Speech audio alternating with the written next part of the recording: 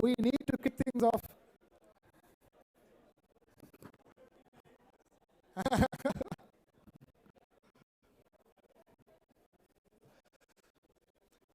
It's my job. Yes. At the back, requesting all those at the back, take your coffees, take your cookies, please sit down. We're going to start. We need to start actually right away. I mean, there are germs in the house. We can't delay anymore.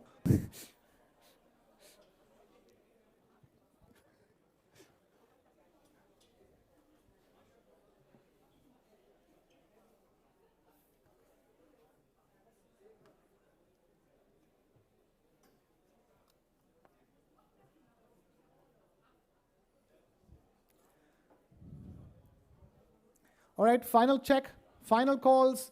All at the back who can see me waving around, please walk in and take your seats. Those at the back, thank you for all those at the front for taking your seats. We really need to get things moving. We have a long, powerful, packed day lined up. Right, so are we good to go? Team?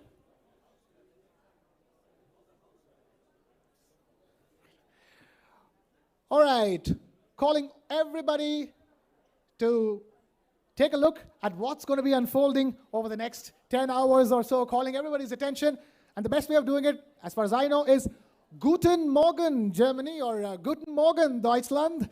Namaskar, Swagat, Bharat. Requesting Germans and Indians at the back to please take your seats.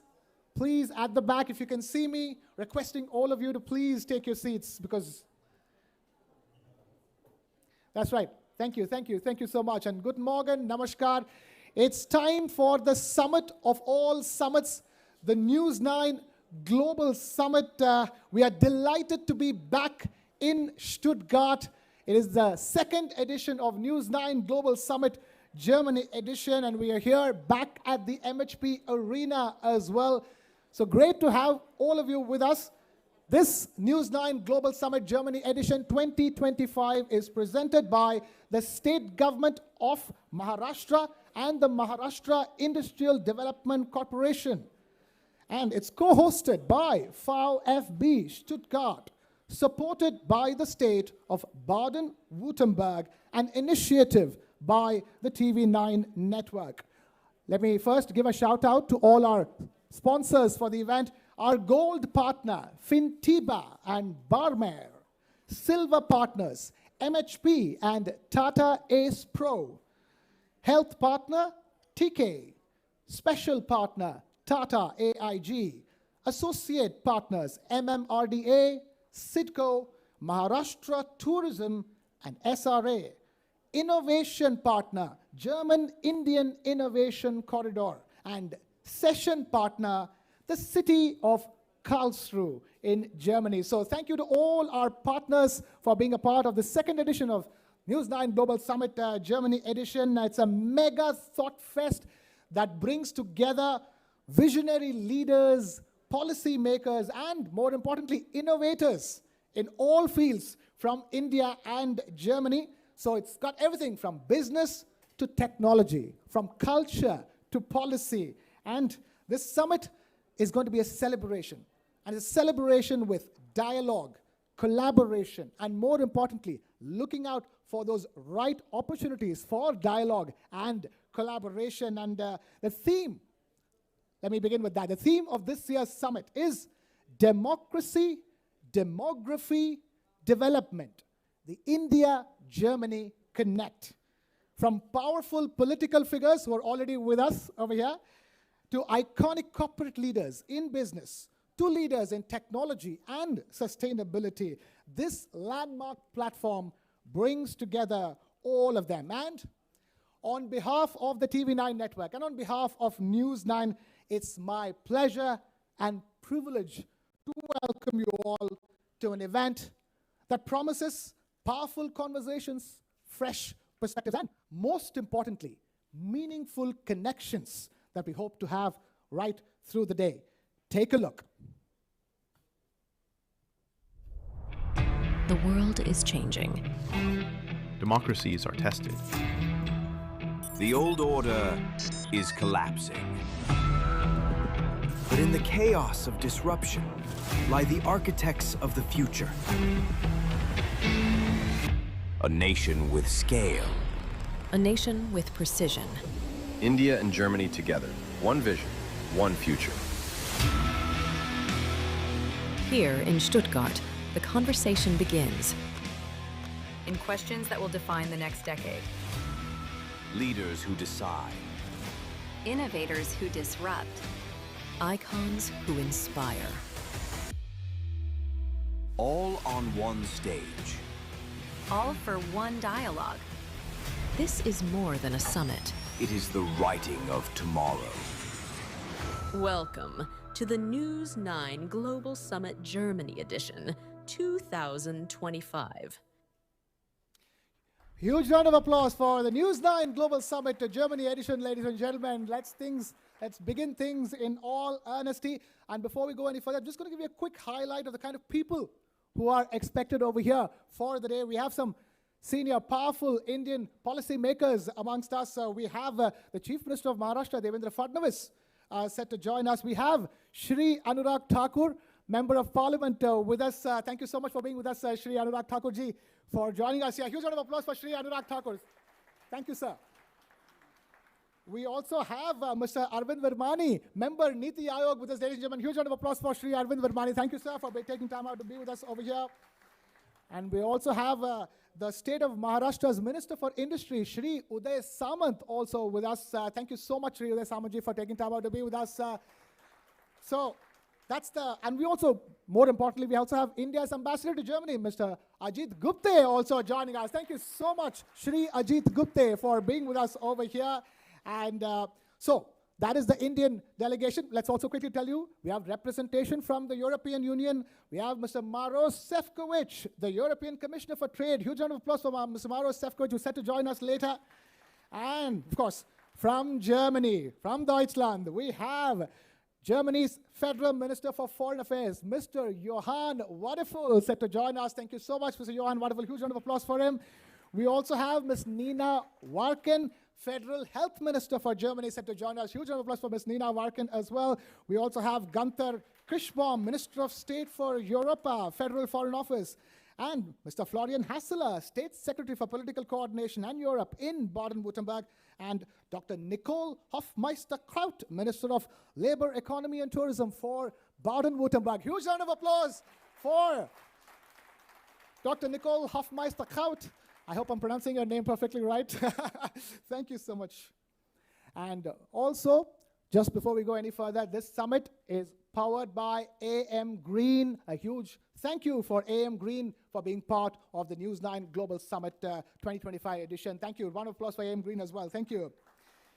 So, it is going to be a long, packed day. I don't want to waste any more time telling you what's going to happen. I want it to unfold. And for that, to get things started, we will begin with the opening address.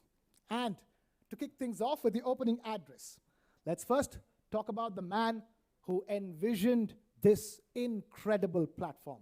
The man whose quote-unquote brainchild it is. And the man who has led from the front. Take a look. At a time when the world looks for new partnerships, when economies demand reinvention, and when ideas travel faster than borders, the story began here in Stuttgart. The world's voices converged, and a new chapter of cooperation was written. Now the summit returns, bigger, bolder. This edition builds on a vision.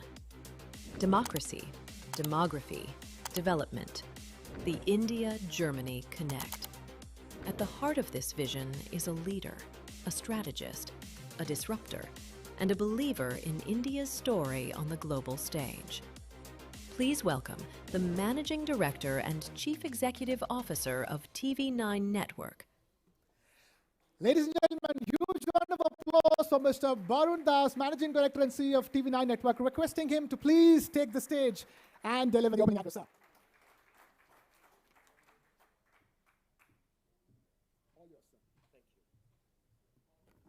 Thank you, Krishna. Good morning, everyone. Uh, Before I start, I want to share a story of my personal experience with you. As a corporate executive, I often encounter foreigners who are curious about the New India story. One such recent incident on my flight to Frankfurt stands out in my memory. So here I was sitting, there's a German gentleman sitting next to me who told me that he had been reading about the story of New India and asked for my views that what my thoughts are about the most profound changes of India in recent time. It was a rather intelligent question and it got me thinking. As I told the gentleman, the answer is India's unique ability to leapfrog to modernity while remaining core to the core value of Indianness. He gave me a quizzical look, and I went on to explain. Indianness is all about inclusivity, taking everyone together, a principle that the whole world is now realizing is the only way to peace, prosperity, and progress. And this must go hand in hand while including everyone. India's quantum leap to modernity can be witnessed, for example, in its adoption of wireless and digital technology. More than 20 billion transactions took place in the month of August 2025 on India's Unified Payment Interface, or the UPI system. The poorest of poor Indian now can not only transact on their smartphones, but they also get information and services which are vital to their livelihood. Billions of dollars of government subsidy get transferred directly to the intended beneficiary's account without any leakage. So what India has done is converted smartphone into a powerful tool of economic prosperity, and no wonder the result is apparent. 240 million Indians have emerged out of poverty over the last 10 years, 240 million, which is almost 3 times the population of Germany. Thank you. Thank you. I make this point to highlight why we have gathered here this morning. Mr. Anurag Thakur, Member of Parliament, Mr. Vimani, Member Niti Aayog, Ambassador Gupte, Minister Nicole Hofmeister-Kraut, Ruben, my friend, Consul General of Munich, and the Honorary Consul General, Ms. Lapp of the state of Baden-Württemberg. It is my pleasure to welcome you all to the second edition of News9 Global Summit, Germany, which is co-hosted by the state of Baden-Württemberg and VfB Stuttgart. This year marks the completion of 25 years of strategic relations between India and Germany. Under the leadership of India's Prime Minister, Honorable Shri Narendra Modi ji, and the successive German chancellors, the bilateral relations have reached new highs. Now, as we witness the global order undergo dramatic transformation at an unprecedented speed, leading us to a sort of uncertainty that the modern world hasn't witnessed recently, the need for two countries to come together is even greater than ever. The opportunity that India and Germany have is not just to forge a mutual win-win. Instead, the opportunity is to create a partnership model which can be adopted by the free world. After all, Germany is India's largest trading partner in European Union, with an annual trading volume of close to 30 billion US dollars. And the UAE, on the other hand, is India's largest trading partner as a bloc. Therefore, India-EU free trade agreement that is being currently negotiated will be a transformational pact. Various estimates suggest that the EU's export to India could go up by 50 to 60%, while India's export to EU could rise 30 to 35%. Once the FTA is signed by the end of this year or early next year, the bilateral trade between India and EU could double to almost $260 billion by 2028. Germany's Mittelstand companies are already at the forefront, leveraging this relationship. There are more than 150 global capability centers, or the GCCs, German GCCs in India, and more are coming up. German companies are no longer looking at India as a low-cost destination. In fact, the GCCs are driving the next wave of global innovation across digital engineering, Industry 4.0, healthcare, autonomous driving, amongst others. Germany's Federal Minister of Foreign Affairs will be speaking to us soon, Mr. Johann Waterful, who visited India recently, reiterated India's importance as a strategic partner for Germany across the board in the Indo-Pacific, and how it plays a crucial role in the system of global partnership. While hosting Minister Waterful, Prime Minister Modi was unequivocal when he said, as vibrant democracies and leading economies, India and Germany see immense potential to scale up mutually beneficial cooperation in trade, technology, innovation, sustainability, manufacturing, and mobility. That is why our summit took on the bold theme this year, democracy, demography, and development, the India-Germany Connect. Over the course of the day, we will explore many important aspects of bilateral relations and hear from some of the most key important stakeholders, including policymakers, industry captains, and thought leaders. Going back to the gentleman I met on the flight, I invited him to visit India and form his own opinion about the opportunity that the new India has to offer. I would make a similar invitation to all of you. Please visit India and join us on our journey to Prime Minister's vision of a Viksit Bharat, or a developed India, by 2047. And since I stand here with you at Germany's automotive hub, I should point out that by 2047, we aim to become the second largest automotive producers in the world, with an annual production of close to 200 million vehicles. As the famous German-Swiss poet and Nobel laureate Hermann Hesse said, man muss das Unmögliche versuchen, das Mögliche zu erreichen. In English, it means you have to try the impossible to achieve the possible. Ladies and gentlemen, on behalf of TV9 Network, Firebase Stuttgart, and the state of Baden-Württemberg, I welcome you once again to the second edition of News9 Global Summit. Thank you very much.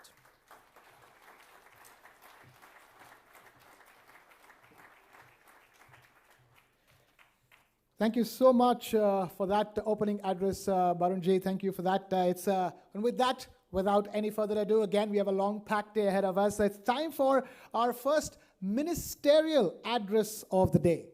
It's a keynote on 25 years of strategic partnership between India and Germany. News9 Global Summit essentially is a celebration of those 25 years of strategic partnership. And this keynote is by a leading voice in German politics, who has played a key role in shaping Germany's foreign, security, and European policy.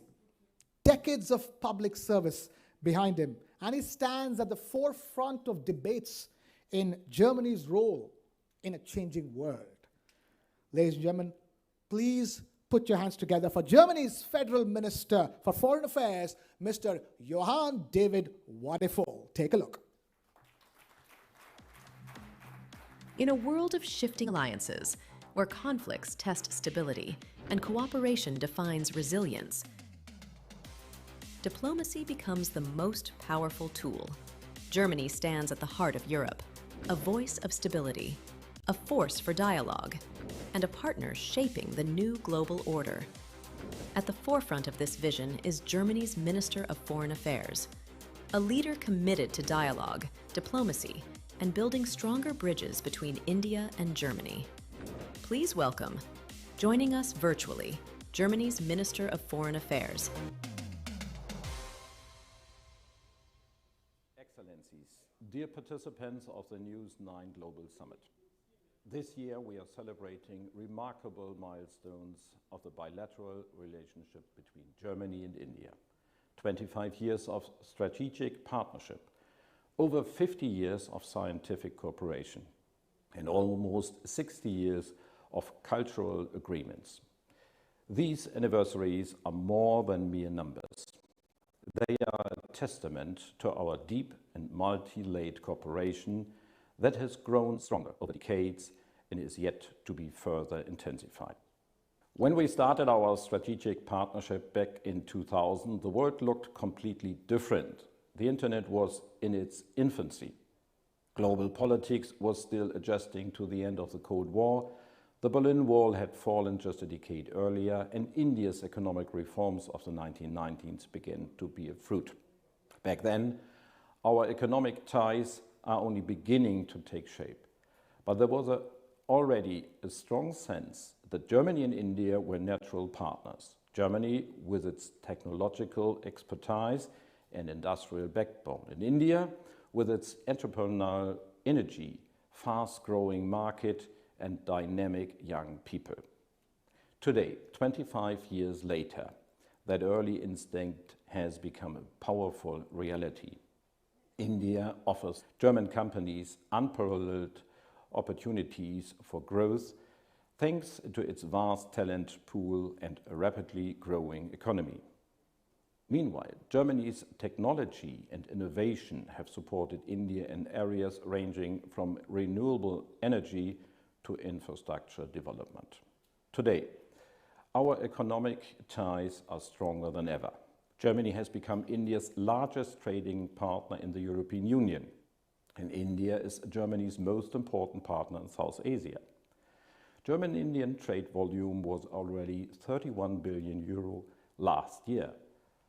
Why don't we jointly create the conditions to double that?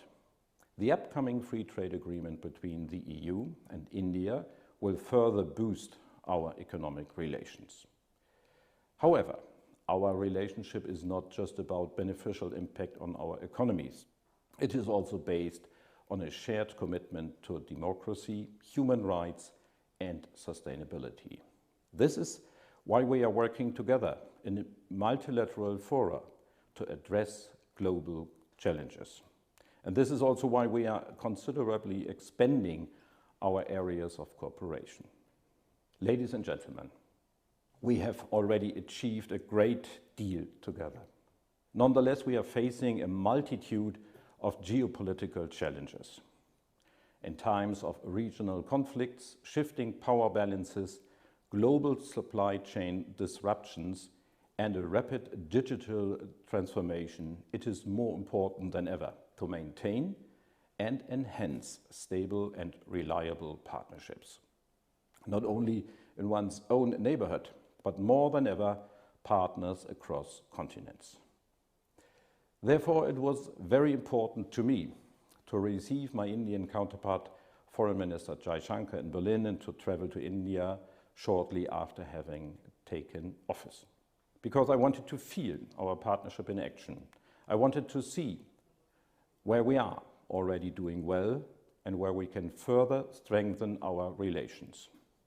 And I'm being completely honest when I say I was very impressed by India's liveliness and dynamism. Whether in Bangalore's tech hubs, in the mission control rooms of India's space agency, in Delhi's policy dialogues, or at the Goethe Institute, I was welcomed by a very dynamic Indian society full of innovation, optimism, and a deep commitment to cooperation, apart from the flattering fact that a journalist called me Mr. Wonderful. In my conversations with Prime Minister Modi, my esteemed colleague Foreign Minister Jaishankar, and Minister of Commerce and Industry Goyal have confirmed my belief our countries are committed to jointly uphold a rules-based international order and to further deepen our cooperation in skilled migration, energy transition, digitalization, as well as security and defense.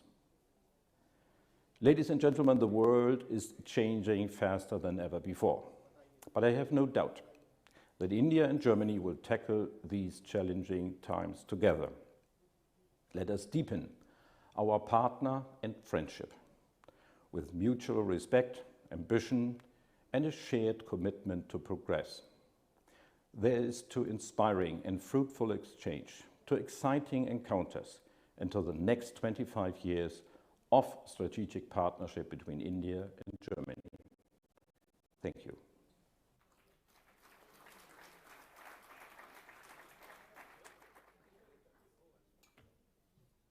Okay. Thank you so much, Mr. Johann Wadiful, for taking time out to be with us over here. We're going to be quickly moving on to the next item or the next speech. Very important one. A very special guest joining us on a very special day for her as well. But before that, before we invite that special person on stage, I'm going to invite Mr. Ruben Kasper to give the welcome from 4FB Stuttgart's side for the News9 Global Summit Germany Edition 2025. Ladies and gentlemen, please put your hands together for Mr. Ruben Kasper.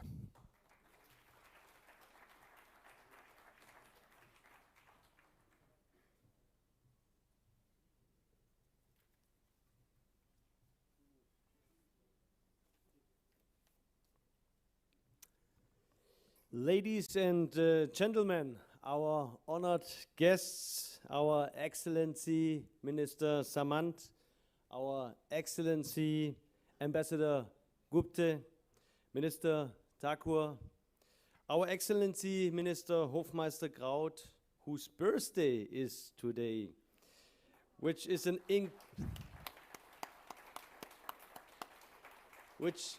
which is an incredibly strong commitment and honor having you here today. I'm not sure if I would be here on my birthday, but I think we will have a little present for you later on, but thanks again for being here and congratulations. Such as my dear friend Barundash and esteemed partners and friends from India and Germany. Welcome to Baden-Württemberg. Welcome to Stuttgart, welcome to VfB Stuttgart, and welcome to the News9 Global Summit. It is both an honor and privilege to stand in front of you today at the News9 Global Summit, the second edition here in Germany and the second edition here in Stuttgart, a city known not only for its cars, engineering excellency and innovation, but also for its deep cultural heritage and the love for football. Today, we gather in a MHP arena, the home of our wonderful football club, VfB Stuttgart. While this space is normally filled with the energy of 60,000 fans every match day, the next 2 days, this hosts something similarly dynamic. The shared aspiration and ambitions of two nations whose collaborations holds boundless potential. And therefore, the right people are here together at the right place. A place with a breathtaking view on the grave chapel of our Queen, Katharina von Württemberg, on the top of the wonderful Swabian vineyards, which are right now in the fog, but you will see later on for sure. This is a place that symbolizes reflection, legacy, and vision. It's the perfect setting for a summit that looks ahead to the future while honoring the strength and our history and shared journey until today. This year's theme, Democracy, Demography, Development, the India-Germany Connect, could not be more timely or relevant than these days of geopolitical uncertainties and speaks to the heart of what brings us together. As India and Germany celebrate 25 years of strategic partnership, we are not just here for marking a milestone. We are shaping a new chapter. A chapter defined by resilient global leadership, state-to-state collaboration, and industry-driven innovation. It is a relationship rooted on shared values: innovation, sustainability, development for society, and the desire to make a meaningful global impact. From Berlin to Delhi, from Stuttgart to Mumbai, our businesses and institutions are crafting solutions that define and are important for the future. With what we are proving that the fusion of Indian ingenuity and German precision creates a partnership like no other. Not only on a national level, but also through regional alliances like Baden-Württemberg and Maharashtra, whose cooperation has become a role model for bottom-up diplomacy in a multipolar world. As Chief Marketing and Sales Officer of VfB Stuttgart, I see every day how sport can be a bridge. Football teaches teamwork, strategy, resilience, and the principles of performance. Values that are just as vital in diplomacy and economic cooperation. Many people will ask themselves why we as a football club engage so deeply into a global summit and bilateral relations with India. The answer is because we are more than just a football club. We are a strong platform bringing networks together and being an engine for culture and business in our region and beyond. And because we know how strong sport can build bridges between people, states, and businesses.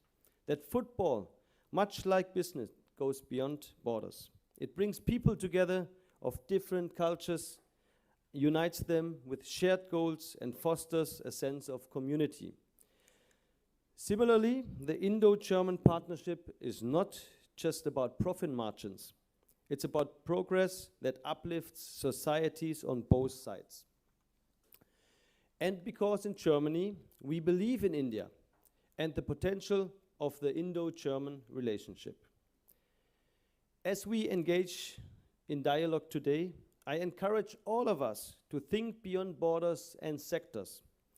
Let us explore how we can deepen our ties, because true progress is measured not only in economic growth, but in the bridges we build between each other. In closing, I extend my deepest gratitude to our co-organizers, especially Barun Dash and State Secretary Florian Hassler, to all speakers and visionaries, such as sponsors and partners who made this summit possible. Welcome once again to Stuttgart and our wonderful MHP arena. Let us make this summit a celebration of collaboration and a launchpad for a brighter, more connected future. Vielen Dank, Dhanyavad. Thank you. Thank you, Ruben, for that. Let's take a moment to, to realize the fact that we're here at the iconic MHP Arena in Stuttgart, the home of football in Baden-Württemberg, the home of VfB Stuttgart. Thank you, Ruben, for being the co-host for that. And now with that, without any further ado, moving on to the special address I was talking about. India is the world's largest democracy, and Germany is Europe's biggest economy till date, despite everything. And they share a very special relationship. And it's time now for a very special address on India and Germany, the land beckons, by someone who champions industry, entrepreneurship, and international collaboration, with a focus on strengthening small and medium-sized enterprises, advancing digitization, and promoting sustainable growth. She plays a key role in positioning Baden-Württemberg as one of Europe's most dynamic economic regions. Take a look at this first. Germany has long been known as the land of innovation, of advanced manufacturing, engineering excellence, and sustainable industrial development. For India, now one of the fastest growing economies in the world, the German opportunity is both strategic and transformative. At the heart of this partnership is Baden-Württemberg, Germany's industrial powerhouse and Europe's innovation hub. Today, it opens its doors wider, inviting India to co-create value in a changing global order. Please welcome Minister of Labor, Economy and Tourism, Baden-Württemberg. Ladies and gentlemen, huge round of applause for Nicole Hofmeister. Crowd, please take the stage. All yours, man.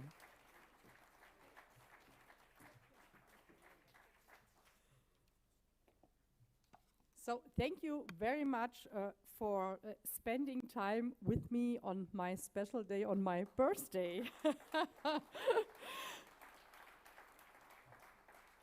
So, dear Honorable Minister Samant, dear Mr. Virmani, dear Mr. Thakur, dear Honorable Ambassador Gupte, dear Mr. Das, dear Mr. Kaspar, dear Honorable Consul Mr. Lapp, and a very warm welcome to my colleague from the Baden-Württemberg Parliament, dear Dr. Erik Schweikert. Dear guests from India and Germany, dear ladies and gentlemen, thank you very much, Mr. Das, for your warm, welcoming words. It's a great pleasure for me to be here today at the second edition of the News9 Global Summit Germany here in Stuttgart, a city that stands for inspiration, innovation, and internationality. Indeed, the land, how we call Baden-Württemberg, beckons as a vibrant hub of progress where tradition meets culture, where technology and open-mindedness is crucial. We come here together at a time when the world feels less predictable than ever before. Uncertainty in global markets, political tensions, and the need for sustainable solutions remind us that partnerships across borders are not only valuable, they are vital. That is why today's summit theme, democracy, demography and development, the India-Germany Connect, couldn't be more relevant. It captures what we need in these times: strong partnerships, a shared path, and new impulses. And here in Baden-Württemberg, we are eager and ready to take up this challenge and deepen our ties. In recent years, India has increasingly come into the spotlight of world affairs. It's currently not only the most populous country in the world, but also one of the fastest growing economies. With an average age of 28.4 years, a rapidly growing middle class, and a dynamic industrial base, India offers enormous potential as a trading partner. Earlier this year, I had the opportunity to lead a delegation to India in New Delhi, Pune, and Mumbai with representatives from business, politics, academia, and associations. They were experienced firsthand the vibrancy of India's economy and openness for cooperation. A free trade agreement between the European Union and India would take this to the next level. Such an agreement would strengthen trust, reduce barriers, and open new doors for business on both sides. Our global network and the spirit of partnership, I think it will be able to successfully tackle the current challenges in our world. And this is why I welcome institutions. Our industries, from mechanical engineering to automotive and medical technology sectors, are deeply rooted but always looking forward. This secures our prosperity but also requires strong international partnerships. Our bilateral economic relations with India are precisely that. With approximately 350 companies active in India and 50 Indian companies in Baden-Württemberg, our region is an important investment partner of India. Among the best-known investors from Baden-Württemberg in India are the Mercedes-Benz Group, Robert Bosch, and Lab Cables. In 2024, the trading volume between Baden-Württemberg and India amounted to 4.2 billion euros, consisting of, among other things, trade in machinery, electrical equipment, and motor vehicles. India is therefore a valuable partner for us, which goes far beyond its economic importance and is rooted in many years of partnership at state and city levels. This year marks the 10th anniversary of the partnership between Baden-Württemberg and Maharashtra. Long-standing city partnerships between cities such as Stuttgart and Mumbai or Karlsruhe and Pune further underline the depths of our cooperation. On this basis, we work together in aspects like skilled labor migration and vocational training. A milestone in this regard was the Memorandum of Understanding signed in February 2024 between Baden-Württemberg and Maharashtra, which lays the foundation for even closer collaboration in these areas. The land beckons Indian partners to expand these connections further, creating sustainable growth and innovation together. Today's summit is once again organized in partnership with VfB Stuttgart, a club that itself is building a strong partnership with India through sport. During my trip to India, I had the pleasure to visiting the Sudeva Delhi, a football club with whom the VfB Stuttgart has launched a youth partnership for cooperation between young talents, including training camps and tournaments for young players. Here, sport is much more than a competition. It builds a bridge between countries, between cultures and people, resulting in exchange, understanding and lasting partnership. This sporting link illustrates how diverse our relations already are and how we can further deepen the friendship between our countries through exchange in different fields, be it business, culture, or through the universal language of sport. Dear ladies and gentlemen, let me close by returning to the summit theme: democracy, demography, and development. Democracy gives us the values we stand for. Demography gives us the energy and talent to shape the future. Development shows us the path of partnership we walk together. As we move forward, let's remember the land beckons all of us to seize these opportunities to innovate, to collaborate, and to grow stronger together. Dear ladies and gentlemen, I firmly believe that a strong connection between India and Germany will help us all to shape a successful common future. I look forward to seeing this relationship grow and wish us all inspiring discussions, fruitful encounters, and long-lasting partnerships. A very warm welcome to all of you to Baden-Württemberg.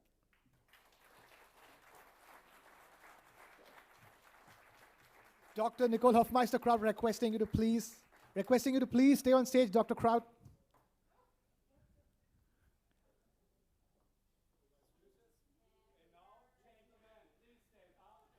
All right, one second, requesting Dr. Nicole Hofmeister-Kraut to please come on stage, requesting Barun Das ji and Ruben Casper to please come on stage. It is Dr. Nicole Hofmeister-Kraut's birthday. We have a very special presentation for her. So I'm going to ask people backstage to bring us the shawl, and we have something very special as a birthday gift for you from our side. Yes. I'm going to invite Shri Santosh ji as well to please come on stage. It's very important.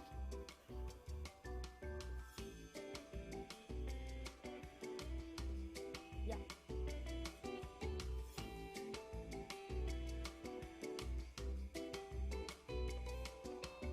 Ladies and gentlemen, huge round of applause for Dr. Nicole Hofmeister-Kraut and a very happy birthday.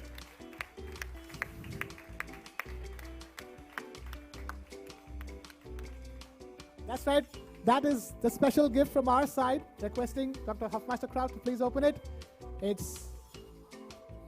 There you go. It's a wonderful portrait. And the man, Mr. Shri Santosh ji, is the one who made this portrait for her as her birthday gift. Varun ji, please. Well, the credit goes to Santosh, obviously, is my colleague. Santosh, he's drawn it. I think 2 nights before we started off for Germany, he stayed up and drew this picture. Dr. Nicole Hofmeister.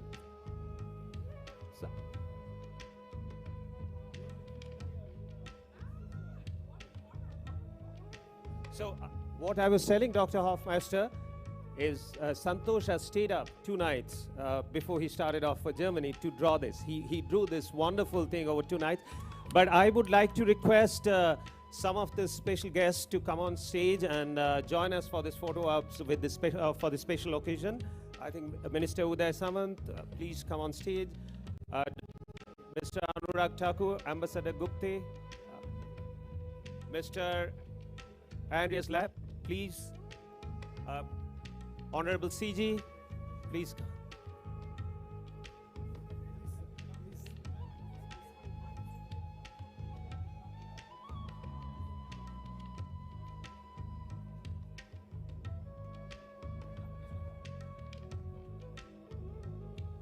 Requesting Dr. Arvind Vermani to please come on stage as well. Dr. Arvind Vermani, please come on stage. 1 second. All the shutterbugs. Dr. Arvind Vermani as well on stage. Thank you so much, sir.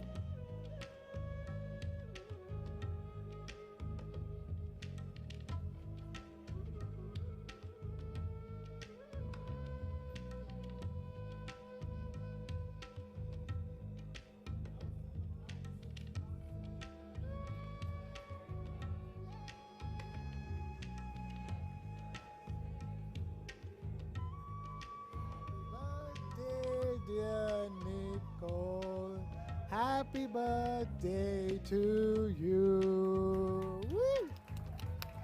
Woo!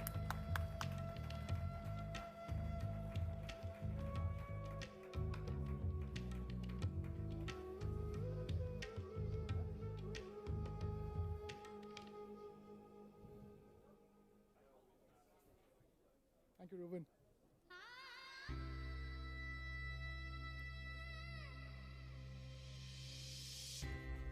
All right, requesting all of you to please.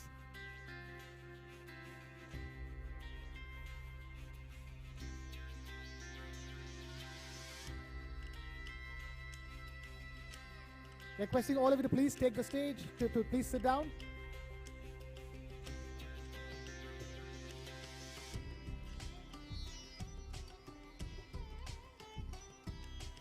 All right, moving on, it's time now for our next address. It's a keynote address on the main theme of this year's News9 Global Summit Germany edition: Democracy, Demography, Development, the India-Germany Connect. That is going to be the theme of the next keynote address, and we have a very special person, another very special person giving that address. As Germany and India deepen their economic ties, his work is what Europe has to say. Time now for what India has to say, and leading India's economic integration and talking about the force behind the landmark trade agreements between India and Germany, between Baden-Württemberg and the state of Maharashtra. It's time now to invite somebody very special.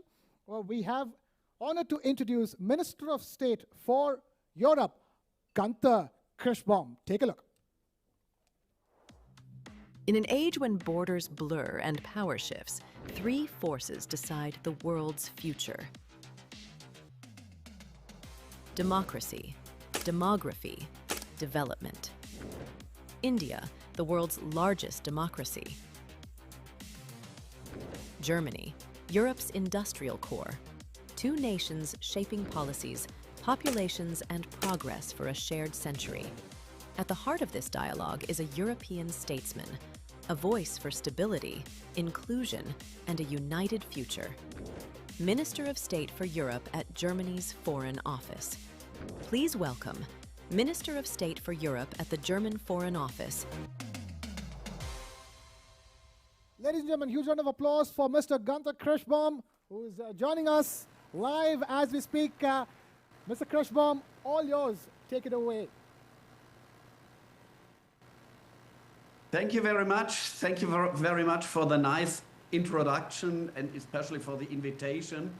And dear Excellencies, ministers, colleagues, and also members of parliament, dear guests of honor, I'm very grateful and also pleased that I'm here, part of your conference. And of course, I accepted immediately when Florian Hasler asked me to join this important summit. Because you should know the economic heart of Germany is beating in Baden-Württemberg. And I can say it not only as somebody who is coming from the state of Baden-Württemberg, but also as a supporter of the VfB Stuttgart. And VfB Stuttgart is a very, very important team, also in the so-called Bundesliga and our league. And we look for the competition in Germany, as Stuttgart, but also in the world, when we talk today about the Indian and German relations and especially the economic relations. But allow me first to congratulate Nicole Hofmeister-Kraut, because we know each other since a long, very long time. And dear Nicole, all the best to your birthday, and especially for all the upcoming events which we have to focus in the next time, especially in Baden-Württemberg, when I look also on the elections. And this is part of the democracy, of course. Well, let me make a few introductory remarks. Yes, you are right. We are negotiating at the moment about a free trade agreement, and we need more free trade agreements in the world. As Germany, especially as Baden-Württemberg, but also India will benefit from it. Why? I give you a short example. We are living here in the European Union, and European means we are living in a single market without tariffs, without borders, free movement of persons, free movement of goods. And this is a huge advantage. Also, it has shown an impact on our economic growth in the past. And we believe that it is also necessary to diversify more from China. It is not necessary and also not our intention to become independent from China. But to diversify more makes sense. So we are negotiating on the one hand with the so-called ASEAN states with different approaches, but India is key. India is not only the most important state on the world looking on its population.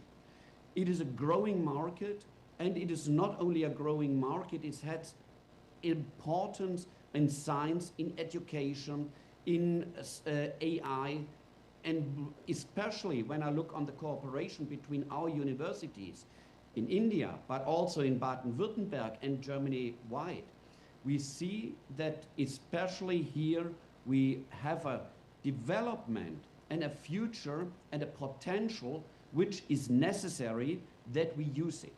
So let me give you only a few figures. 60,000 people young people from India, students, are doing their studies in Germany. It's a huge potential because each student is a bridge between our nations. I could describe you the economic development, which Nicole Hofmeister-Kraut already did. I could describe you what important subjects when we look also on sustainability, when we look also on our protection of environment. These are issues which have an importance for Germany, but also for European Union and also for India. So the potential is a very, very high one. When I look on the milestone, which would be this agreement, this free trade agreement between our two nations, it is also necessary to give a clear answer where we have our humbling stones. And let me say, with a clear willingness and with compromises, it is possible to achieve the goal to negotiate till the end of the year and to find a very, very crucial agreement. So only these few remarks at the very beginning. And once again, congratulations to your conference. Congratulations also to everybody who is engaged in India-German relationship and improving it day for day. And we, as a Foreign Affairs Ministry, we are supporting it. And also our Foreign Affairs Minister, Johan Wadefull, recently visited India. And this is not, let me say, one thing which we are doing one time in a legislature period. We will deepen these relationships, and especially our people will benefit from it. So thank you very much for the invitation, and then I'm also open for your remarks. Unfortunately, I cannot be present in Stuttgart because we have a session week in the German Bundestag, the same for Johan Wadefull. We have to guarantee also our majority in the parliament. That's very important in democracy, and especially also here. But I'm open for your questions. Thank you very much. All right. Thank you, Gunther, for that. Huge round of applause. Stay with us. We have some top editors at the News9 network asking some questions for you. Shri, please go ahead. Minister Kirchbaum, first of all, thank you very much for joining us this morning at the News9 Global Summit. Sorry, I can't hear it. Good morning, Minister Kirchbaum. Thank you, first of all, for joining us at the News9 Global Summit. You touched upon many important areas of collaboration between India and Germany. The one that everyone really wants to hear on is a German perspective on the India and EU FTA, the Free Trade Agreement. From a German perspective, negotiations still going on. What are the areas where you'd like to see quick progress or maybe some sort of,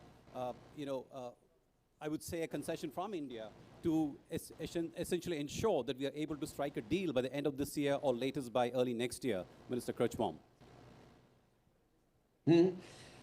As I mentioned at the very beginning, there are some obstacles, some hurdles which have to be taken. And I mentioned the automotive industry, which is a core industry for Baden-Württemberg, and not only for Baden-Württemberg, but also for Germany. And there we need a little bit more compromises, a little bit more flexibility. This is needed if we want to achieve the goal to negotiate it till the end of the year. But we have also other issues, other subjects where I'm confident, where I'm optimistic that we can find a compromise. So work protection, labor protection is one issue of it. But also what I described with a few words with the protection of environment. This is an important point here in Germany. I know very well that nations have different approaches. And also we have to show our ability to find compromises. A general remark to the free trade agreements. I could observe it in the states I mentioned before with ASEAN. It concerns Thailand, with which we are negotiating at the moment. It concerns also other states. Also the free trade agreements became in the last time a moving target. So we as European Union, we have to be aware, we have to be carefully not to overload it. Otherwise, it will be rather complicated to find quick decisions and quick success. This is an important task for us, to reflect it, because I could give you one example. I mentioned that we have already a lot of free trade agreements worldwide. But with the standard we have today, some of these states with which we have already a FTA could not fulfill the criteria today.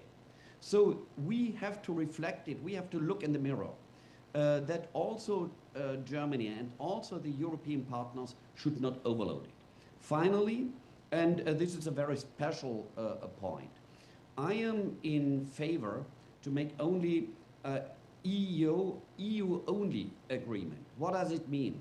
Sometimes we have mixed agreement, and mixed agreements ask for ratification in each single member state of European Union. This is rather complicated and became rather complicated today. So if we have an EU-only agreement finally, then the European Parliament itself can decide about it.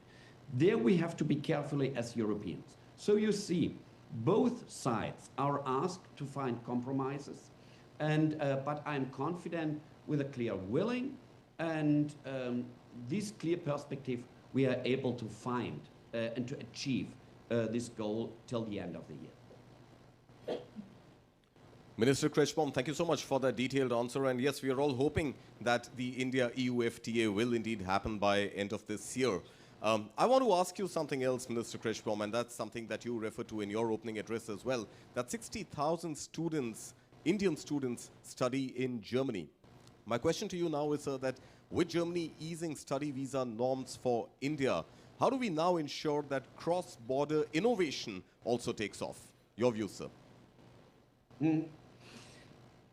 It's an important, very important point. We enlarge our capacities because also the demand of visa increased enormously.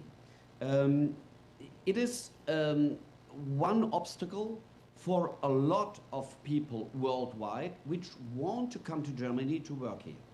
But we are not already prepared for it.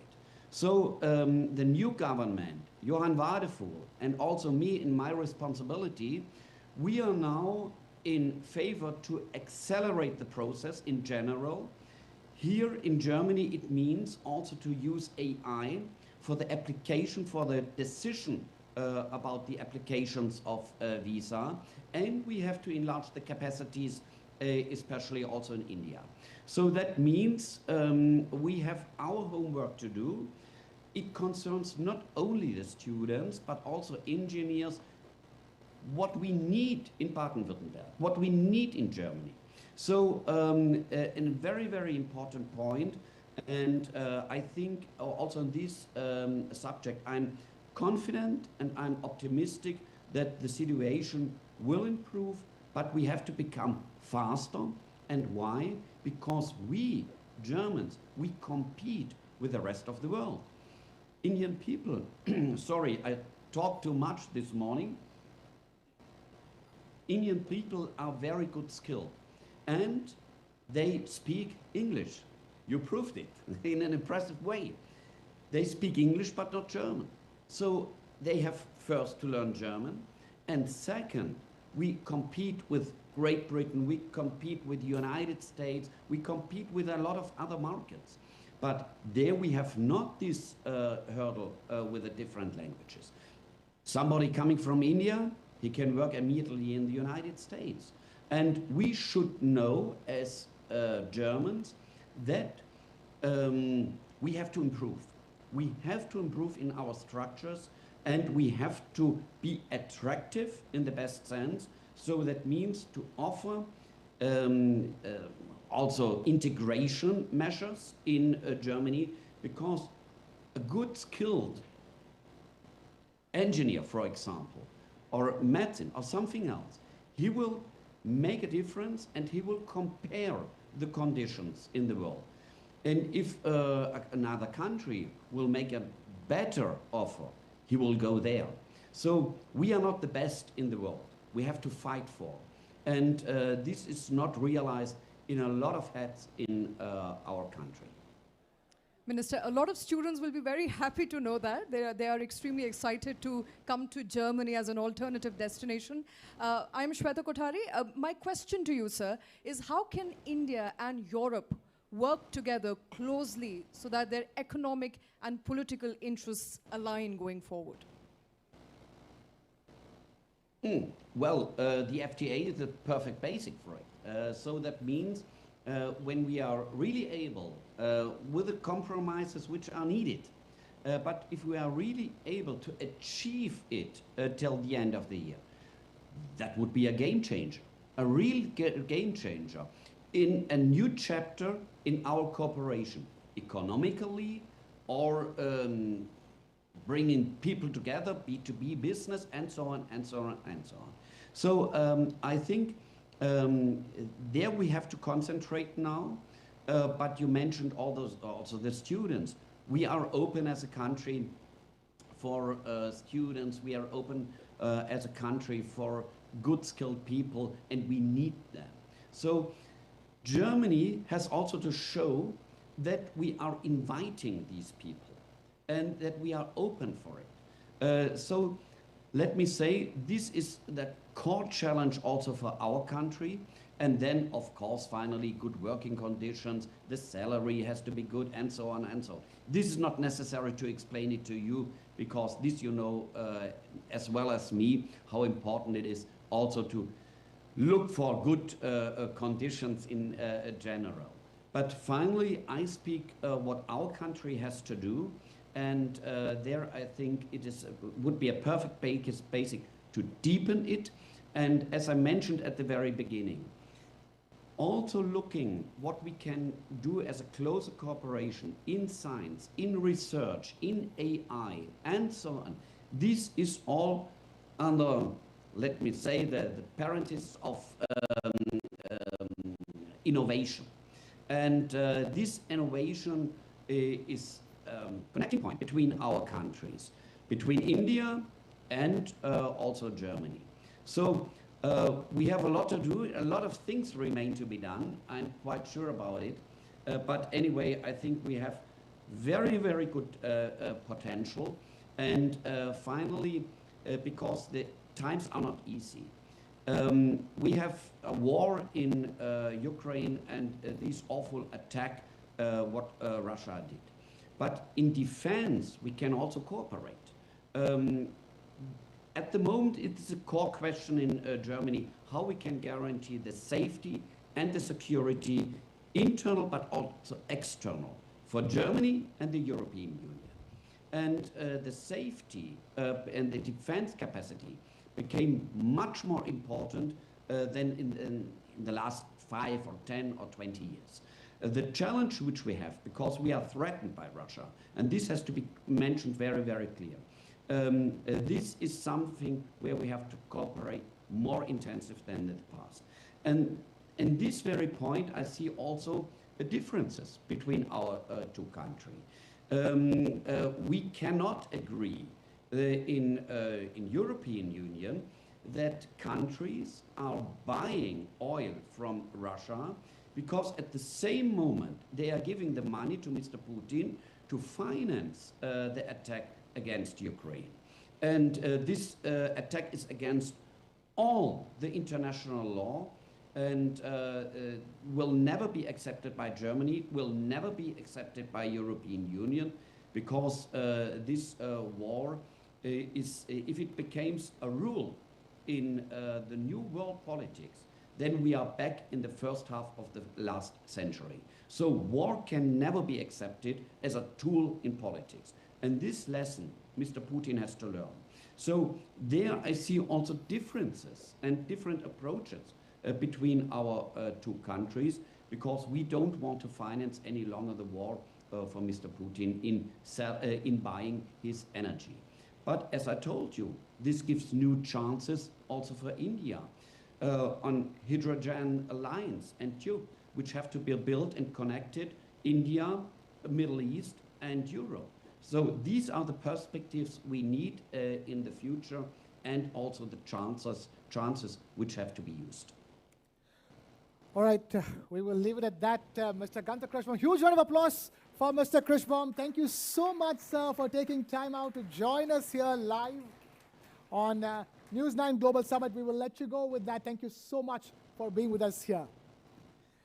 And you're welcome. Thank you very much. And I wish you the best and biggest success which is possible. Thank you so much, and have a good conference and a good meeting, and also the connections over the day. That means stay connected, be connected also in the future. It's worthy.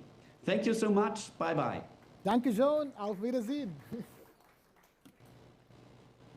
All right, right. So much talk of economics. Let's face it, Europe's biggest economy. I can't keep reinforcing that enough. And the world's largest democracy. It's always important to talk about economics. When you talk about India and Germany, India and Europe, all the focus is on that all-important EU FTA, or the European Union Free Trade Agreement, which is likely to be signed by the end of this year. And to talk about it more, we have somebody straight from the European Union joining us right now. Ladies and gentlemen, please put your hands together for the European Commissioner for Trade, Mr. Maros Sefcovic. Trade is more than numbers on a chart. It is jobs created, supply chains rebuilt, opportunities unlocked. As the world navigates new economic headwinds, India and the European Union are shaping a pact that could set the tone for global commerce. This partnership aims to cut barriers, open markets, drive green and digital transitions, and build a trade corridor of resilience and growth. Sharing this vision is a European leader steering trade policy across 27 nations and working to seal the India-EU FTA by 2025. Please welcome European Commissioner for Trade.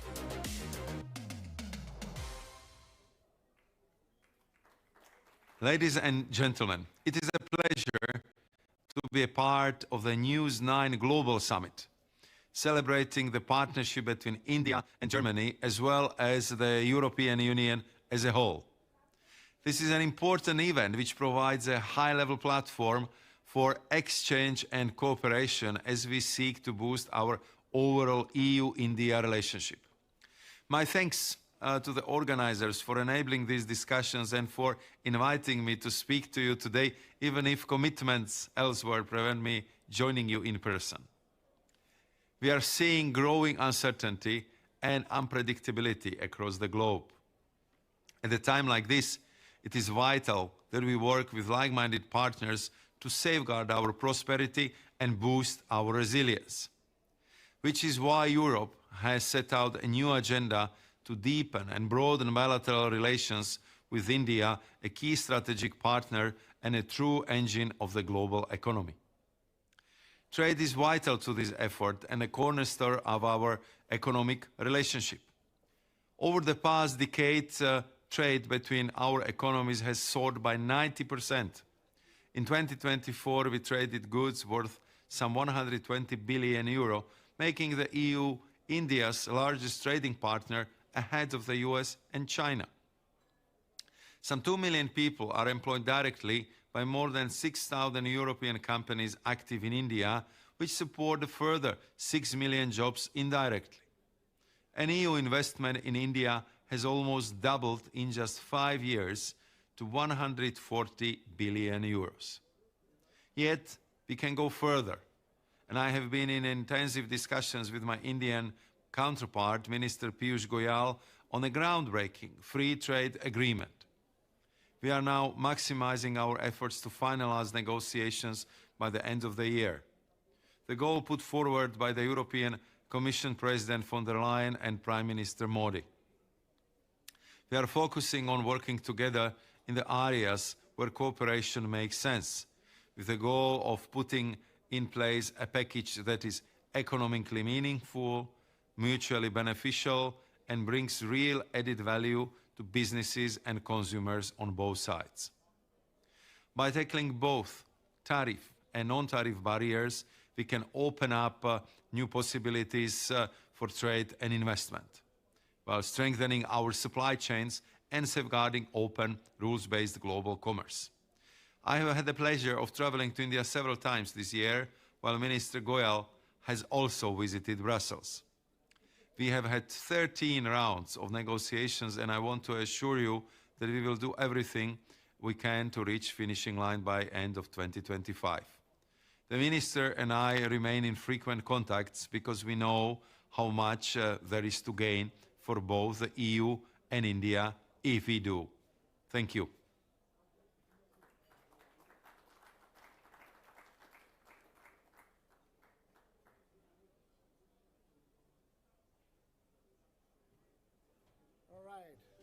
Thank you for that. Time now to continue talking about economics, and to talk more about economics, I'm going to, at this stage, bring on stage somebody who's one of the most respected economists in India. He has represented India at the International Monetary Fund. He has been the Chief Economic Advisor to the Government of India, and he has one of the most illustrious careers as an economist. Before I get him on stage, take a look at this. Trade wars redraw supply chains. Tariffs tilt markets. Agreements stall as economies compete for advantage. For India, Europe is not just a market, it's a growth corridor.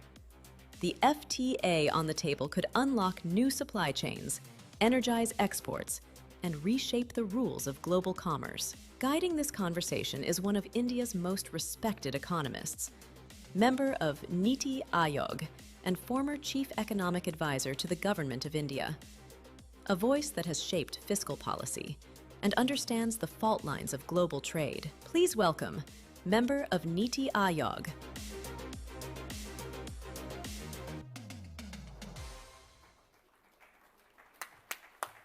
Let me please invite on stage Dr. Arvind Vermani. Ladies and gentlemen, huge round of applause for Dr. Arvind Vermani.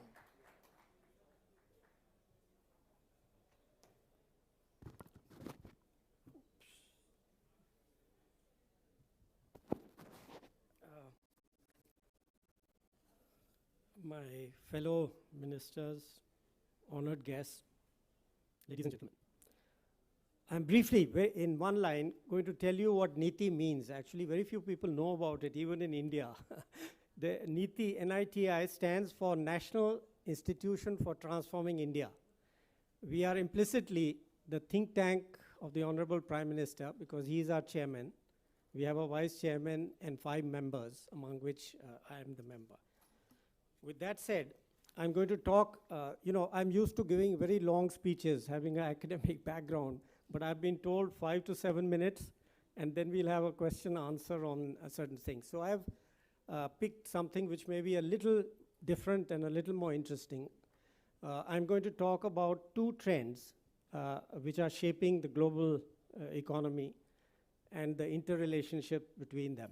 Of course, they relate to what India and Germany should do.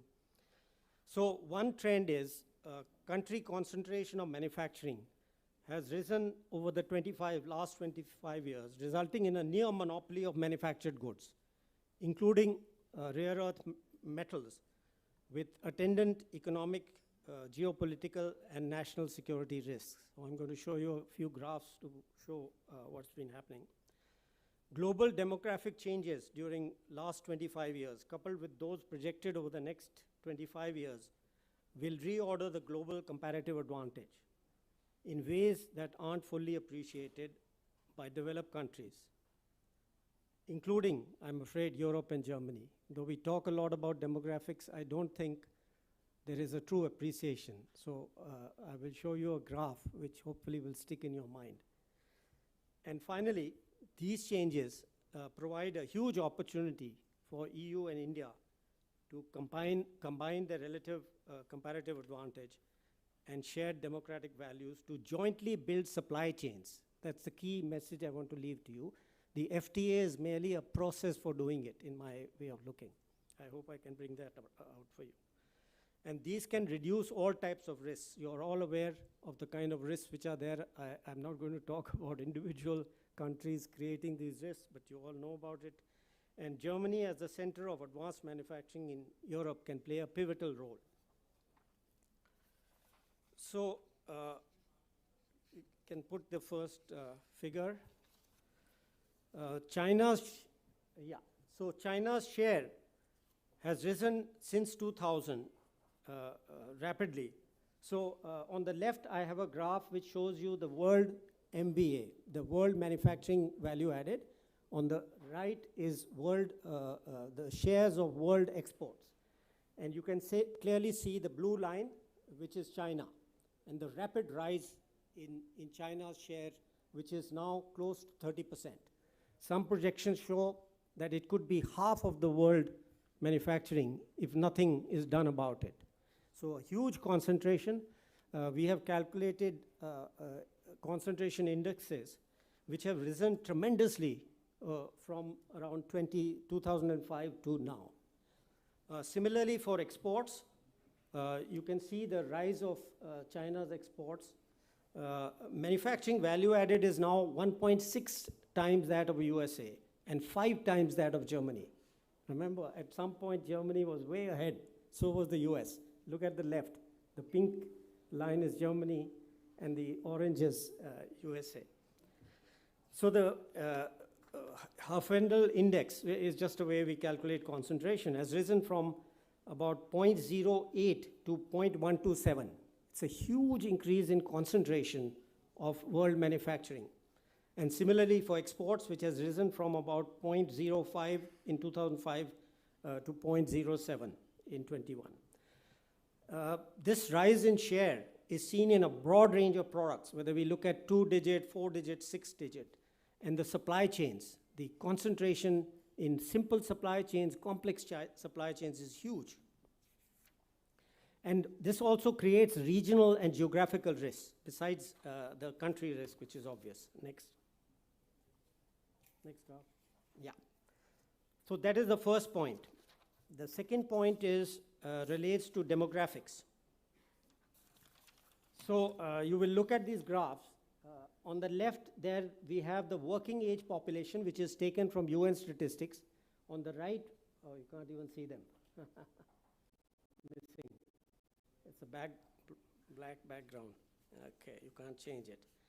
But you can see that the world share of working age population of China, EU, Japan, all the countries except India's is going to fall over the next 30 years. Actually, this graph was more interesting, but you can't even see it. Okay, there's no way to change it. Okay, so the numbers are there. You can see the minus 8.4 for China. Then you can see minus 2, etc. There should be a bar there. Everybody else is negative. Only India is positive. Okay, so that's the huge change in global demographics and working labor force, okay, which is underway now. It's been happening, but it's going to accelerate. Next graph. They're all inappropriate. Okay, we got some nice colors there. So, so this is the comparative advantage. Okay, so usually people think of low-skilled, low-educated labor. So what I'm showing here is projections of the school-educated and the college-educated share of the workforce. Okay, and again you can see EU is negative, Japan is negative, Russia, South Korea, USA is slightly positive, UK is marginally positive, and the middle-income countries who are kind of, you could think of as our competitors, China, and look at India. A huge increase in the workforce which has school education, this is the change, and which has college education. So these are the big demographic changes which are going to happen in the next 25 years. So what are the implications? Diversification of EU, European firm supply chains from China. Because of the concentration, we don't have any option. Unless you want to be held hostage for the next 25 years, we have to diversify our supply chains. And only India is the potential partner to build deep and wide alternative supply chains.